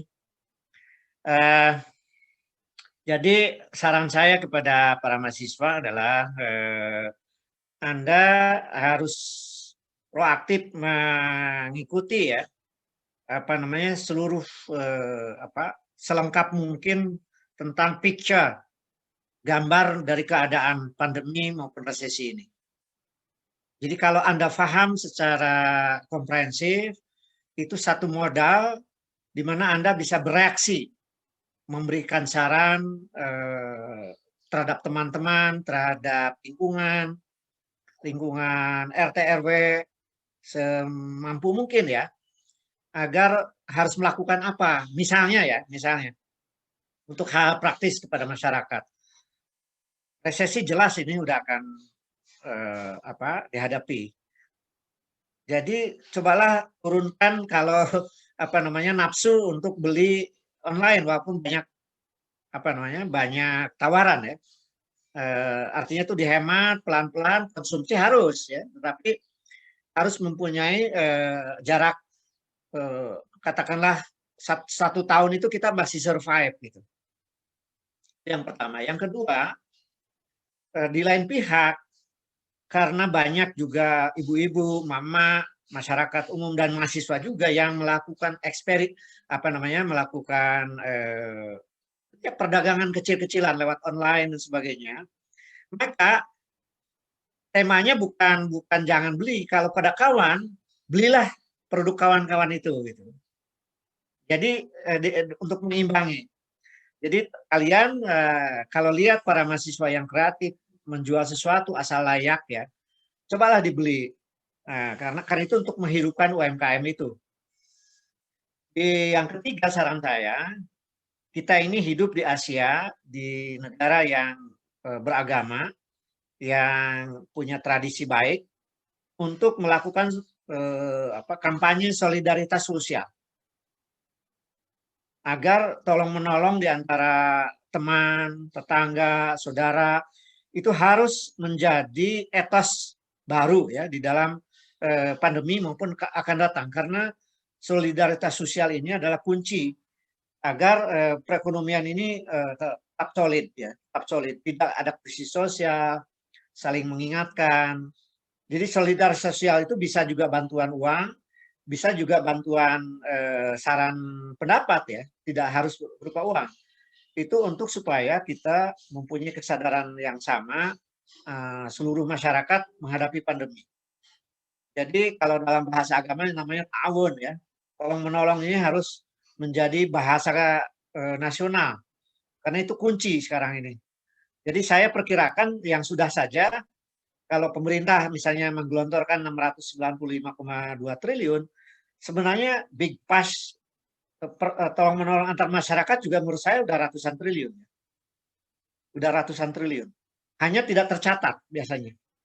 Antar saudara, antar tetangga, antar teman, dan lain sebagainya. Ada apa namanya UMKM yang kecil-kecilan diberi hibah oleh orang yang saudaranya dari jauh, atau oleh orang yang memang orang apa ya, sekarang ini banyak orang menjadi benevolent ya, man of benevolent. Jadi orang yang baik hati itu makin banyak, dan itu saya kira harus dimasifkan. Itu saran-saran pribadi. Nah, makronya, saudara, kalau Anda sudah punya pemahaman komprehensif, maka Anda tulislah paling enggak apakah di Facebook ataukah di Instagram, tapi jangan yang hoax, jangan hoax, tapi yang berdasarkan analisis data dan informasi. Jadi latihanlah Anda, kalau bisa menulis sudah bagus, bisa di media. Kecil-kecilan kalau di Bogor di Jawa Pos Bogor gitu misalnya gitu. Di apa namanya? Media lokal dulu lah. Kalau bisa media nasional, apa Republika atau Kompas. Itu antara untuk mengekspresikan saran-saran saudara tentang solusi ekonomi. Jadi utamakan tadi bukan memperbesar tentang ketakutan pada resesi, karena resesi itu business cycle dalam teori itu. Itu akan terjadi sebenarnya. Cuman sekarang di era krisis besar ini resesinya mendalam, itu aja. Nah, oleh karena itu Anda tulis itu mitigasinya, saran-saran apa terhadap segala pihak ya, masyarakat, pemerintah, untuk supaya kita keluar dari krisis ini dengan baik. Saya kira demikian. Terima kasih. Oke, terima kasih kepada Prof. Didin atas jawabannya. Kepada Lukmanul Hakim, apakah sudah terjawab? Jika dirasa sudah, ada pertanyaan selanjutnya dari Khairul Imam dari UIN Mataram. Izin bertanya, dari penjelasan yang disampaikan, apakah ada sesuatu hal yang efisien untuk mendongkrak perekonomian yang akan menghadapi resesi? Mungkin Prof. Didin ataupun Mbak Adelia bisa menjawab. Oh ya, saya dulu. Ya, silakan, Prof. Yang efisien itu dilakukan oleh siapa? Oleh pemerintah maksudnya.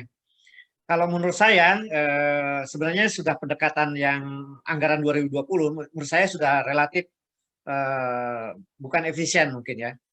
Adalah istilahnya yang tepat gitu. Jadi sebuah pendekatan dan aksi kebijakan yang tepat ya. Nanti hasilnya efisien, memang efektif, efisien ya hasilnya itu. Tapi jadi menurut saya pendekatan anggaran yang 2020, karena itu saya kira tidak mustahil hasil dari perdebatan antara pemerintah dengan publik, karena saya aja puluhan webinar di macam-macam forum ya. untuk memberikan saran, memberikan segala macam. Ternyata memang ada interplay, ada saling mempengaruhi. Nah, outputnya saya kira kalau relatif ya, anggaran 2020 itu tepat. Itu supply side ekonomi, demand side ekonomi. Bahwa supply-nya nanti belakangan akan juga hidup gitu. Artinya korporasi, UMKM, lalu korporasi dan lain sebagainya akan hidup nantinya. Tapi fokus awal itu adalah menjaga daya beli, meningkatkan daya beli, lalu menyelamatkan nyawa, kemudian mendorong UMKM, super mikro, mikro, nantinya itu kalau secara nasional daya beli itu meningkat, maka sumbangan yang dalam PDB itu sekitar 59-60% konsumsi, itu akan mendongkrak pabrik hidup kembali, investasi hidup kembali, nasional maupun asing, dan akhirnya pertumbuhan ekonomi bisa lebih kita menghindari resesi yang lebih dalam atau bahkan bisa ke arah positif ya. Jadi demikian ya saya kira pendekatan saya terhadap pemerintah terutama ya. Terima kasih. Oke, terima kasih kepada Prof. Didin. Silakan pada Mbak Adelia jika ingin menjawab juga. Makasih ya Gali, makasih pertanyaannya Prof. Didin, terima kasih sudah disemangati nih untuk memberikan edukasi publik. Nah, untuk yang pertanyaan mengenai strategi ya, tadi kayaknya aku setuju banget dengan Prof. Didin gitu. Jadi memang arahnya ke yang tepat dulu nih gitu. Kalau masalah efisien nanti harusnya ketika efektif banget itu akan kita bisa melakukannya dengan lebih efisien seperti itu. Jadi misalnya kalau dari sekarang sih yang aku pandang ya, jadi selain yang tadi udah dilakukan dari sisi pemerintah itu udah desain 95,2 triliun itu udah untuk kesehatan 87,55 triliun dan sisanya untuk pertumbuhan ekonomi, sebenarnya itu udah secara alokasi udah cukup tepat. Tapi kemudian kita harus menyalurkannya dengan cara secepat-cepatnya gitu. Jadi tadi isunya adalah timeliness gitu. Ya kan, Prof? Jadi memang pada saat kita menyalurkan insentif kesehatan misalnya, awal-awal itu aku mewawancarai gitu ya yang memiliki rumah sakit gitu ya. Mereka struggle dengan melakukan klaim misalnya seperti itu. Jadi administrasinya belum bentuk, juknisnya belum ada. Jadi benar-benar waktu itu tuh struggle banget karena memang Indonesia ini sangat luas sekali dan memang pada saat itu bahkan katanya Kementerian Kesehatan belum memiliki data tenaga kesehatan. Jadi memang banyak banget kendala-kendala yang kita temui di 3 bulan pertama di tahun 2020. Nah, memang untuk yang ke depan ini kita isunya adalah untuk meningkatkan timeliness itu. Kita harus cepat menyalurkan bantuan, harus ditemukan suatu reform yang bisa mempercepat penyaluran bantuan sehingga mungkin lebih ke trust based seperti itu. Jadi mungkin kita nggak bisa sempurna dalam administrasi dan lain-lain dan kita fokus ke tadi timeliness penyaluran bantuan. Dan yang lebih penting mungkin karena root cause-nya adalah kesehatan. Nah, supaya kita tidak terus-terusan melihat begitu-begitu aja COVID curve terus escalating, kita stres juga gitu mulai itu. Jadi kita harus bekerja sama supaya ketika misalnya ada pelaksanaan PSBB dan sebagainya, kita harus benar-benar patuh dan kita benar-benar menganggap we are the vaccine gitu. Jadi kalau misalnya kita COVID-nya cepat selesai, kita bisa tidak melanjutkan gitu pembatasan sosial gitu. Walaupun memang ini sangat-sangat karena belum ada vaksinnya, belum ada pengobatannya, kita semua masih mengalami ketidakpastian. Tapi tadi kalau misalnya diarahkan untuk pengarahan pencegahan dengan stay home, kita sebaik-baiknya harus melakukan itu gitu agar kerjasama ini bisa membuahkan hasil di COVID curve yang finally flattening gitu. Itu kan goal awalnya. Kalau aku itu aja sih. Jadi memang kalau yang dari pemerintah adalah timeliness, terus kesehatan, dan mungkin tadi kalau konsumsi rumah tangga, kalau aku sih lebih memilih karena yang udah pasti spending ketika dikasih uang, itu adalah yang tadi menengah ke bawah. Mungkin itu kita bisa improve, ada survei yang mengatakan bahwa 17% rakyat miskin dan rentan itu belum menerima paling tidak satu bantuan gitu. Jadi itu sangat sedih gitu. Dan ini jumlahnya kan pasti entah berubah-ubah gitu, bisa aja meningkat gitu jumlah miskinnya. Nanti mungkin 17% ini berubah lagi. Jadi hopefully it reach out kepada yang paling mendasar membutuhkan dulu gitu. Jadi hopefully nanti di sini bisa ada, misalnya rekan-rekan mahasiswa punya ide-ide yang baik gitu, gimana caranya bisa menyalurkan dengan cepat dan targetnya sudah tepat. Gitu tambahannya. Makasih. Oke, terima kasih kepada Prof. Didin. Tadi juga sudah menyampaikan bahwa caranya adalah dengan menjaga jual beli gitu untuk tetap menghindari resesi ataupun tidak terlalu terancam terhadap resesi. Lalu tadi juga untuk jawaban dari Mbak Delia itu penyaluran terhadap kalangan menengah ke bawah ya Mbak ya? Seperti itu. Oke, terima kasih pada Prof. Didin dan Mbak Delia. Selanjutnya ada pertanyaan lagi dari Bagas Setiawan dari Universitas Dian Nuswantoro. Jadi pertanyaannya adalah hal yang harus dilakukan untuk pemilik usaha yang sangat baru, kemudian terjadi krisis ekonomi agar usaha kita mampu bertahan hingga krisis ini pulih. Mungkin bisa dijawab oleh Prof. Didin maupun Mbak Delia, silakan. Ya, kuncinya sederhana walaupun susah, tidak gampang gitu maksudnya. Kreativitas, inovasi. Jadi apalagi kalau sudah berbasis online ya. Jadi bagaimana kita banyak belajar bagaimana promosi misalnya, bagaimana membuat jaringan, bagaimana menjual dengan menarik, gitu, dengan tetap mempertahankan kualitas dan harga yang kompetitif ya. Jadi usaha-usaha rintisan itu sebenarnya peluang besar karena di rumah saya aja misalnya banyak sekali tawaran dari tetangga yang masih baru yang baru kuliah, jual apa dan sebagainya. Tapi yang penting itu kemasan, cara promosi yang sesuai dengan komunitasnya. Jadi ada komunitas yang harus dengan bahasa tentu saja kepada ibu-ibu yang lain dengan kepada teman milenial. Itu harus dibedakan itu. Jadi pendekatan itu sangat penting di dalam budaya yang kita ini kan tidak seragam, tidak homogen. Nah, pada ibu-ibu, kepada kaum milenial, kepada anak-anak itu punya satu segmentasi di dalam promosi itu.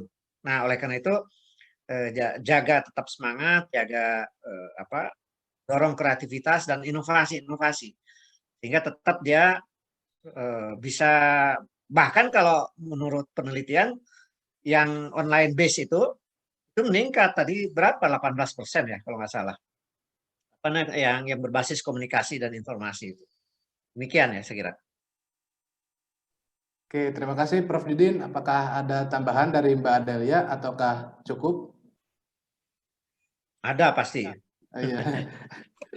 Enggak, Prof, mau menambah ini aja, Iya, menguatkan Prof silakan. aja gitu. Jadi memang setuju ya. Jadi kayak memang banyak hal yang kita harus re-strategize semuanya. Mau pemerintah juga dengan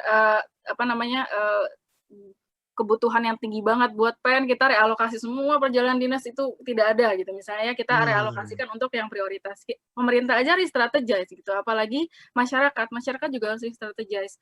Kalau misalnya layoff, kita harus tadi ngelihat yang tadi Prof. Didin bilang gitu, oh ternyata Infocom tuh tumbuh, orang itu sekarang banyakkan stay home, berarti mereka spending screen time kalian ini sekarang berapa, coba bayangkan, mungkin meningkat sekali gitu kan. Jadi alangkah dibaiknya untuk dimanfaatkan dari pengamatan masing-masing. Kayaknya sekarang tuh yang lagi ngetren ini Prof, sepeda, tanaman. Iya. Jadi banyak hal yang bisa kita lakukan gitu, re-strategize ini. Jadi pintar-pintarlah melihat gitu, karena semuanya sekarang melihat ke layar. Jadi hopefully nanti rekan-rekan bisa menemukan, dan kalau bisa di-share gitu, wah ini ada potensi bisnis yang baru, dan tadi berbasis yang lingkup-lingkup kecil nggak kelihatan tapi itu membantu banget gitu pada ekonomi kita. Itu sih tambahannya sedikit, Prof. Didin dan Gali. Terima kasih. Oke, terima kasih Prof. Didin dan Mbak Delia. Jadi sebenarnya untuk usaha ini bertahan hingga krisis ini pulih sebenarnya dari cara menjaga kualitas dari produk atau usaha dan dengan cara teknik promosi yang lebih baik gitu, karena sekarang di era digital seperti ini ya. Ya. Oke, lanjut Tambahan, apalagi pemerintah Oh, iya. sudah kasih pulsa ke mahasiswa loh. Iya, Pak. Alhamdulillah saya juga menerimanya, Pak. Kalau nggak salah katanya dosen pun akhirnya ketibanan juga tuh. Jadi di- dikasih juga tuh pulsa dosen-dosen, apa guru-guru juga. Iya. Tadi ada yang keluar dari grup chat katanya pulsanya habis, Prof. Sedih. Oh ya? Iya. Oke, ini ada pertanyaan selanjutnya, Prof. Didin dan Mbak Delia. Ini pertanyaannya ditujukan pada Mbak Adelia. Jadi ini pertanyaan dari Wiji Mutia Hardianti dari Kementerian Kelautan dan Perikanan terkait bantuan subsidi upah dari pemerintah melalui BPJS dan BPJS Ketenagakerjaan. Apakah pemerintah sudah tepat menyisir atau mendata penerimaan bantuan tersebut? Karena kebetulan ada teman saya yang bekerja di BUMN. Penghasilan cukup, gaya hidup mewah, juga mendapatkan subsidi upah tersebut. Sangat disayangkan menurut saya karena di masa pandemi ini masih sangat banyak masyarakat ekonomi ke bawah yang ekonominya terdampak dan lebih butuh untuk dibantu. Dan untuk siapa sebenarnya program pemulihan ekonomi nasional ditujukan? Terima kasih. Mungkin silakan dijawab Mbak Delia, pertanyaan dari Mbak Wiji Mutia, Kementerian Kelautan dan Perikanan. Prof. Didin dulu kali mungkin nggak ada tambah. Ya, saya juga bekas komisaris Jam Sostek 6 tahun ya, lama. Jadi Silakan, Prof. setahu saya sekarang waktu saya meninggalkan itu jumlahnya peserta Jam Sostek itu kira-kira 10 juta. Tapi sekarang saya dengar sudah 20 juta itu. Sudah 20 juta. Jadi kemarin yang diminta itu adalah kalau data BPJS itu tentu lebih. Jadi karena karyawan swasta itu yang menjadi klien objek dari BP Jam Sostek ya. Dibedakan BPJS Kesehatan. Ini BP Jam Sostek. Itu diminta data oleh Presiden yang karena dia punya data 55 juta karyawan swasta itu. Maka teridentifikasi ada sekitar 15 atau 16,3 juta yang pendapatannya di bawah 5 juta. Sebenarnya banyak yang di bawah sampai yang di bawah 3 juta juga banyak. Nah, dan itu yang dijadikan kemarin ini tersalur 3 juta peserta yang paling bawah dulu. 3 juta orang memperoleh bantuan 600.000 per bulan selama 4 bulan kalau nggak salah. Atau ya kalau nggak salah gitu. Jadi totalnya 2,4 juta. Nah pertanyaannya apakah tepat? Menurut Mbak Muti ya dari di KKP. Nah saya termasuk orang yang juga agak kritikal terhadap keputusan ini. Tapi mungkin juga pemerintah ingin menyalurkan dana pada orang-orang yang sangat membutuhkan. Memang di kalangan swasta pun ada golongan yang paling bawah. Dan saya punya data bahwa ada orang yang di bawah UMP. Jadi orang yang di bawah 3 juta itu di bawah UMP. Kalau hidup di Jakarta dengan anak 2, sebenarnya itu pas-pasan banget. Nah, sementara dia sudah dirumahkan. Mereka tuh sudah dirumahkan. Jadi sebenarnya ya saya sih ini oke-oke aja. Oke-oke aja. Tapi kalau melihat perbandingan bahwa ada sekitar 40 jutaan usaha mikro yang sekarang berhenti, barangkali itu juga sebenarnya itu yang lebih prioritas kalau menurut saya. Lebih prioritas, hanya problemnya mereka tuh pemerintah nggak punya data tentang nama dan alamat, itu problem. Jadi harus kerjasama dengan pemerintah kecamatan, desa dan itu untuk menelusur nama dan alamat dari usaha mikro yang tidak merupakan klien perbankan mereka ini. Bukan customer perbankan mereka ini, bukan klien perbankan. Nah, jadi memang mereka prioritas banget itu. Nah, sementara yang saya tambahkan sedikit, yang 2,4 juta merupakan bantuan modal kerja, itu katanya untuk usaha kecil dan menengah, yang itu pun saya yakin mereka yang bukan super mikro. Karena yang super mikro umumnya bukan klien perbankan. Gitu. Yang mungkin hanya mikro kecil ya, di mana dia punya data tentang alamat dan nama. itu katanya sudah disalurkan berapa itu? 2,4 juta sudah berapa yang sudah disalurkan. Saya kira yang ada alamat. Jadi pemerintah harus berusaha keras agar bantuan modal kerja itu yang 2,4 juta itu pada usaha yang super mikro itu.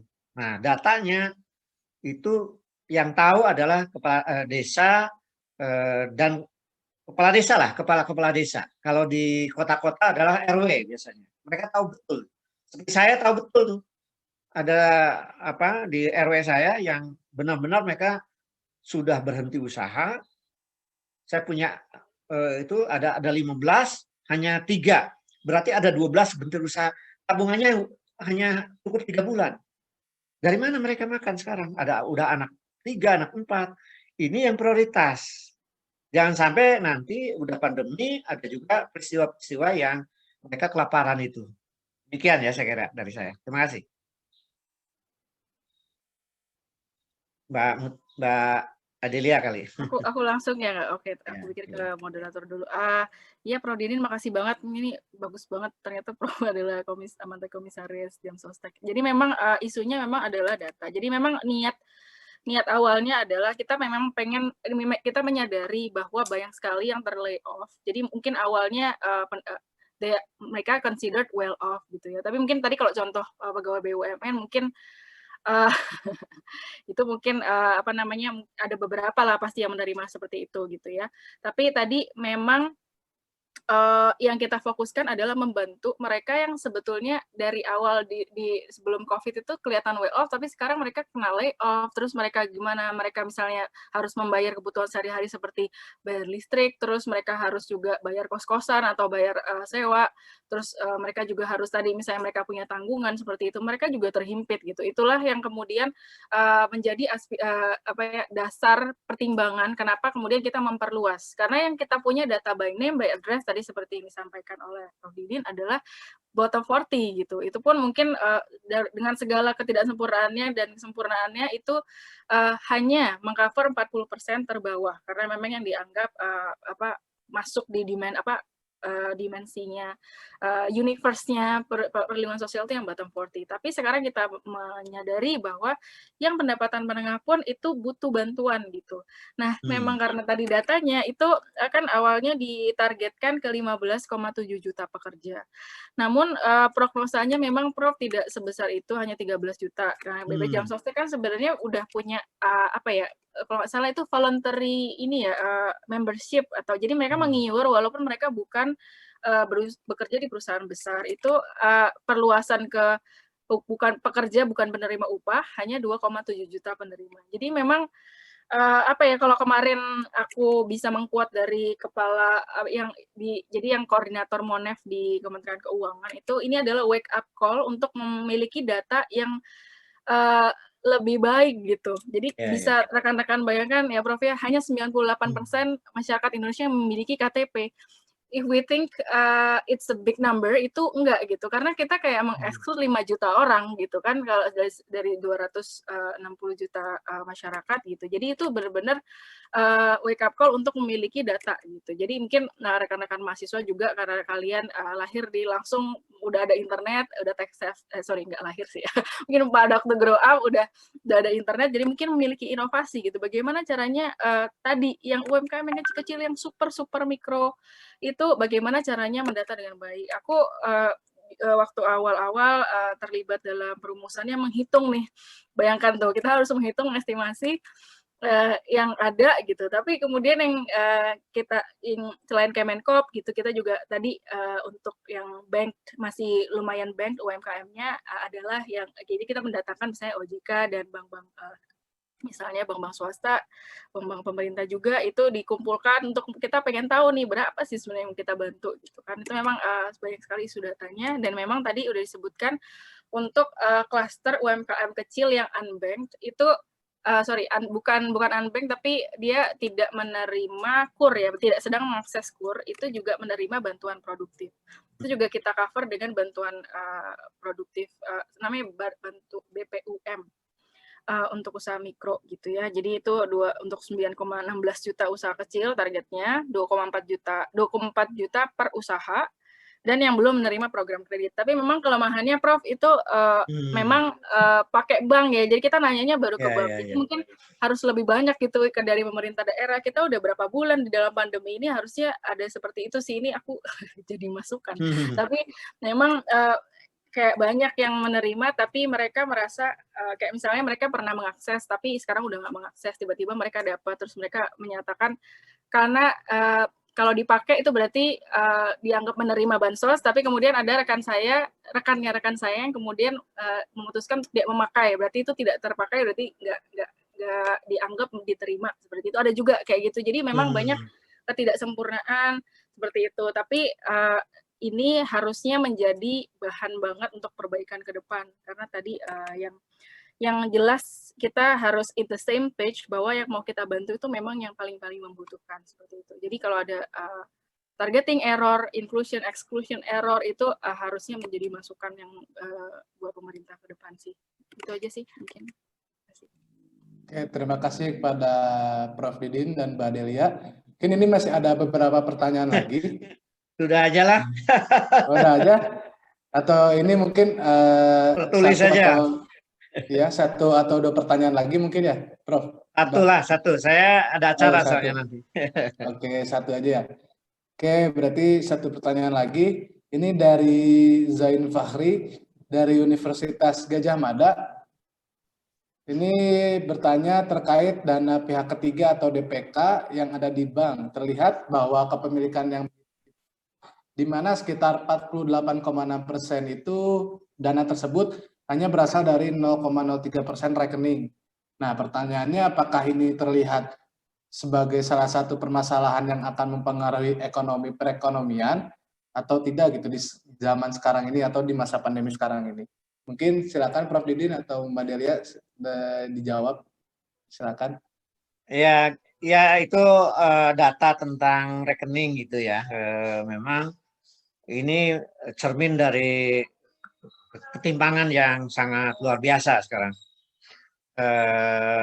bahwa 0,03%, bahkan data saya lebih dari itu sebenarnya, 0,02% kalau nggak salah, itu menguasai sekitar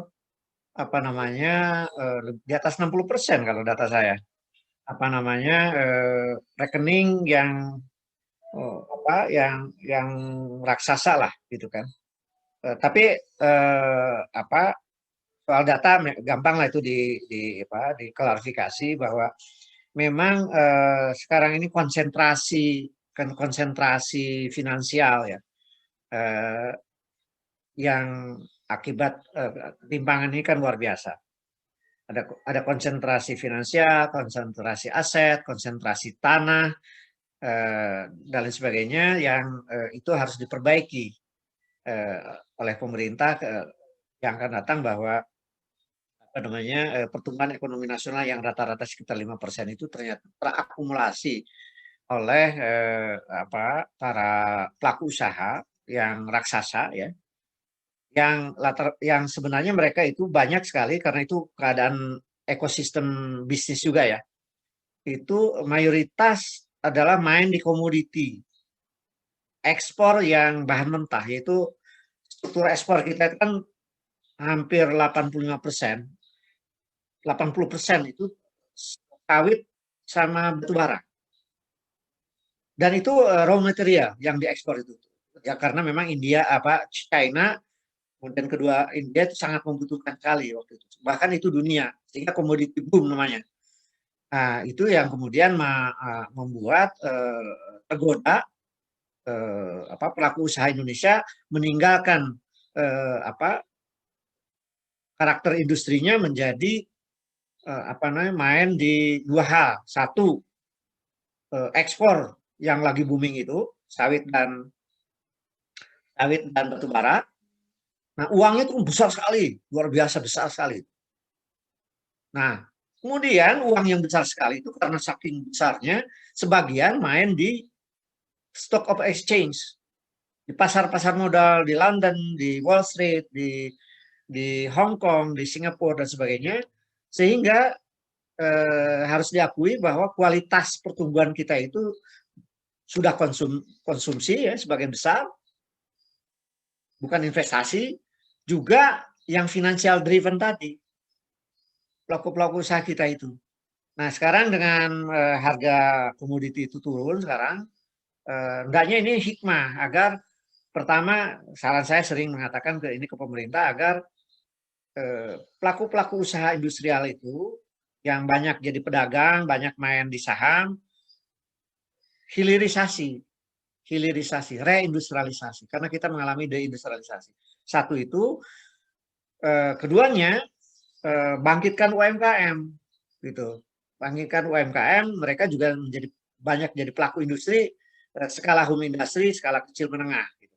Jadi negara kita tuh kembali waktu zaman akhir Orde Baru itu kan 30% sumbangan industri. Kemarin ini 19%. Itu harus dibangkitkan kembali melewati 30%. Nah ini target new normal dari pemerintah. Great shit gitu ya.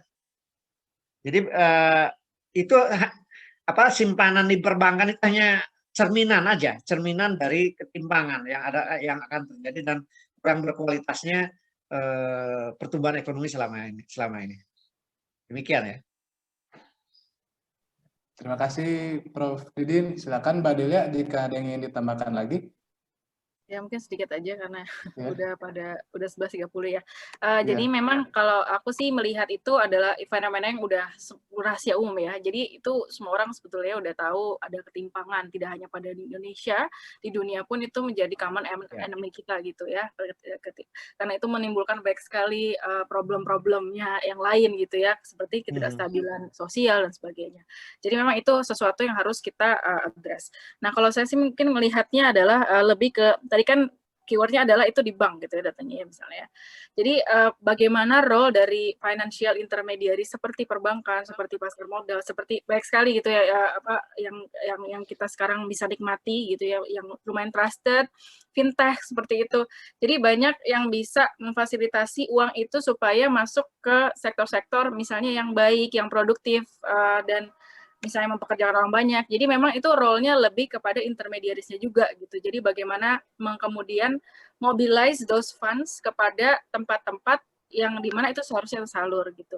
Apakah misalnya kemudian kredit itu banyakkan pakai satu orang misalnya bisa punya banyak banget kartu kredit kayak gitu. Jadi itu adalah salah satu mungkin untuk bahan-bahan food for thoughts aja buat rekan-rekan. Gimana sih role sebuah intermediaris seperti perbankan itu bisa maksimal karena mereka clearly ada di gerbangnya tuh menerima tadi sejumlah uang besar, bagaimana dia mendistribute dengan baik gitu, nggak over ke consumption, nanti kan juga sebetulnya jadi inflasi seperti itu. Jadi bisa dibagi way-nya gitu ke lebih banyak dan lebih produktif seperti itu. Itu sih kalau aku ya. Oke, terima kasih kepada Prof. Didin dan Mbak Delia telah menjawab pertanyaan-pertanyaan dari teman-teman mahasiswa maupun tadi ada dari KKP. Untuk sebelum mengakhiri webinar ini mungkin ada closing statement dulu dari Prof. Didin dan Mbak Delia. Boleh dipersilakan Prof. untuk closing statement. Ya, ini saya menyambut baik ya kegiatan webinar Forum Mahasiswa Ekonomi Indonesia ini. Saya kira ini langkah sangat patut dicontoh ya oleh mahasiswa-mahasiswa ilmu ekonomi lain, apakah sosial, teknik, statistik, segala macam ya. Berbagai program studi agar kegiatan yang produktif, menguasai masalah secara komprehensif ini menjadi kunci bagi para mahasiswa agar mereka nanti bisa keluar dengan sikap-sikap yang positif pribadi-pribadinya, tapi juga ada output, bisa memberikan saran kepada tetangga, kepada teman, kepada pemerintah, masyarakat luas. Menulislah, kemampuan menulis harus diciptakan dengan kalau belum banyak yang punya kemampuan menulis, coba ada pendidikan pers. Dari Forum Mahasiswa Ekonomi Indonesia ini kerjasama dengan Republika atau Kompas atau Tempo, Gatra agar punya kemampuan menulis di media. Karena kalau saya sebelum lulus saja S1 dulu, kalian sama entah ada di mana, saya masih ingat tulisan saya ada di Kompas tahun 75 itu. Saya lulus 78. Jadi sudah nulis di Kompas saya. Dan di beberapa media lain. Jadi kalau kalian sudah terbiasa menulis, itu akan, makanya buku saya sekarang udah 63 gitu. Jadi itu jadi hobi, ya, hobi yang produktif ya, menimbulkan banyak diundang, banyak menghasilkan uang juga gitu dan sebagainya. Jadi menulis itu sangat baik ya, sehingga kita menjadi positif lah buat semua pihak ya. Demikian ya, makasih. Oke, terima kasih Prof. Didin atas closing statement-nya. Boleh Mbak Adelia untuk menyampaikan closing statement-nya? Baik, Prof. Didin udah keren, aku nambahin yang lain aja mungkin. Jadi kalau buat aku sih role dari youth ini yang paling harus di-celebrate, harus di-embrace adalah bagaimana kalian tuh berperan untuk mendrive tadi solusi terbaiknya tadi misalnya untuk ayo konsumsi yang bijak, ayo misalnya yang berpendapatan menengah ke atas gimana mereka konsumsi tapi juga investasi, let's say mereka buka usaha yang bisa kemudian beroperasi di tengah-tengah pandemi seperti itu. Jadi jadilah tadi kayak Prof. Didin bilang tahu permasalahannya dan kemudian jadilah content maker gitu. Jadi misalnya kalian punya berbagai akses dengan sosial media seperti itu. Jadi tularkanlah dan apa yang kalian udah yakin tadi udah well taught dan sebagainya usahakan itu bisa menjadi pesan yang menyebar ke lebih banyak orang. Jadi kita semuanya lebih tahu. Tadi multidisiplin ya Prof. Jadi jangan hanya mainstream ekonom yang dikasih tahu, mereka mungkin udah tahu, tapi yang mungkin harus di-convince adalah orang yang tidak punya background ekonomi, yang benar-benar tadi lingkupnya itu kecil, RT RW dan sebagainya. Jadi jadilah tadi bawalah tadi pesan-pesan ini menjadi bahasa-bahasa kalian sendiri sehingga lebih banyak yang bisa dijangkau. Utamanya yang bukan mainstream ekonomis seperti itu. Jadi dan tetap fokus ini adalah masalahnya bukan kesehatan, bukan ekonomi. Jadi kita harus benar-benar patuh terhadap apa yang diupayakan sebagai pencegahan eskalasi COVID. Stay safe, stay healthy dan udah kayak gitu aja. Assalamualaikum warahmatullahi wabarakatuh. Terima kasih Mbak Adelia atas closing statement-nya. Selanjutnya akan ada penyerahan secara simbolis sertifikat dari Forum Mahasiswa Ekonomi Indonesia. Mungkin kepada operator boleh ditampilkan saja sertifikatnya. Ya, ini ada sertifikat diserahkan kepada Profesor Dr. Didin S. Damanhuri sebagai pembicara. Terima kasih Prof. Didin atas sebagai pembicara di acara webinar Forum Mahasiswa Ekonomi Indonesia pada tahun ini. Adelia juga tuh.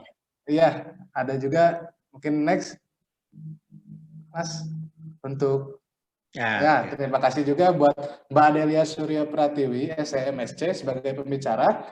Terima kasih Mbak atas untuk mengisi di acara webinar Forum Mahasiswa Ekonomi Indonesia. Terima kasih sekali lagi. Oke. Terima kasih juga buat teman-teman semua kepada para partisipan yang sudah hadir pada acara webinar pagi hari ini hingga menjelang siang hari. Pesan dari saya adalah tadi saya mengutip dari Prof. Didin. Sebenarnya kan untuk menjaga agar tidak terlalu krisis itu dengan menjaga daya beli, daya jual beli. Dan di sini saya bisa menyimpulkan bahwa sebenarnya kita sebagai masyarakat, pelaku ekonomi saling bantu-membantu dengan membeli produk UMKM gitu, khususnya bagi mahasiswa membeli produk atau dagangan temannya sendiri, ataupun kita hidup di lingkungan tetangga, kita juga membeli produk-produk dari tetangga seperti itu. Terima kasih teman-teman yang sudah menghadiri webinar FMEI pada hari ini. Mungkin sebelum ditutup kita foto bersama dulu. Boleh kita foto kirim ya bersama. Nanti ya. Kirim ya. Siap, Prof. Oke, mungkin bagi teman-teman silakan menyalakan kameranya, dan bagi teman-teman panitia silakan di screenshot ya, boleh di screenshot untuk foto. Ya, teman-teman siap? 1, 2, 3. Oke, lagi. 1, 2, 3. Oke, lagi 1, 2, 3. Oke, siap. Terima Oke, kasih buat teman-teman semua yang sudah hadir. Terima kasih juga buat Prof. Didin dan Mbak Delia telah menghadiri pada kegiatan webinar FMEI pada hari ini. Ya, saya Galire Sandi, mahasiswa ekonomi Institut Pertanian Bogor, angkatan 2017. Mohon maaf apabila saya kesalahan tutur kata dan lain sebagainya selaku moderator. Terima kasih semuanya. Akhirul kalam saya tutup. Wassalamualaikum warahmatullahi wabarakatuh. Hidup mahasiswa, Waalaikumsalam. hidup rakyat Indonesia, hidup pertanian Indonesia, hidup ekonomi Indonesia. Terima kasih Yuk. teman-teman dan terima kasih para pembicara hari ini. Ya, makasih Prof. Terima Didin, kasih Mbak makasih. Delia ya. Sampai Ya, ketemu lagi. ya, makasih Prof. Makasih ilmunya, makasih teman-teman. Masih teman-teman mahasiswa. Izin live ya. Iya Pak, silakan. Saya juga Terima kasih izin. Prof. Terima kasih Ya, Mbak terima Adel. kasih Prof. Terima kasih Mbak Adel. Oke, teman-teman juga boleh dipersilakan untuk live jika tidak ada. Mas Gali ini mau diselesaikan dulu atau mau ada evaluasi mungkin? Boleh mungkin sambil menunggu teman-teman dulu yang keluar. Mungkin buat pengurus FMEI boleh standby kalau bersedia. Iya. Tapi udah pada live sih. Nggak apa-apa Mas, yang penting ada ini dulu aja panitia-panitia yang berkumpul. Mungkin untuk para peserta yang lain boleh silakan.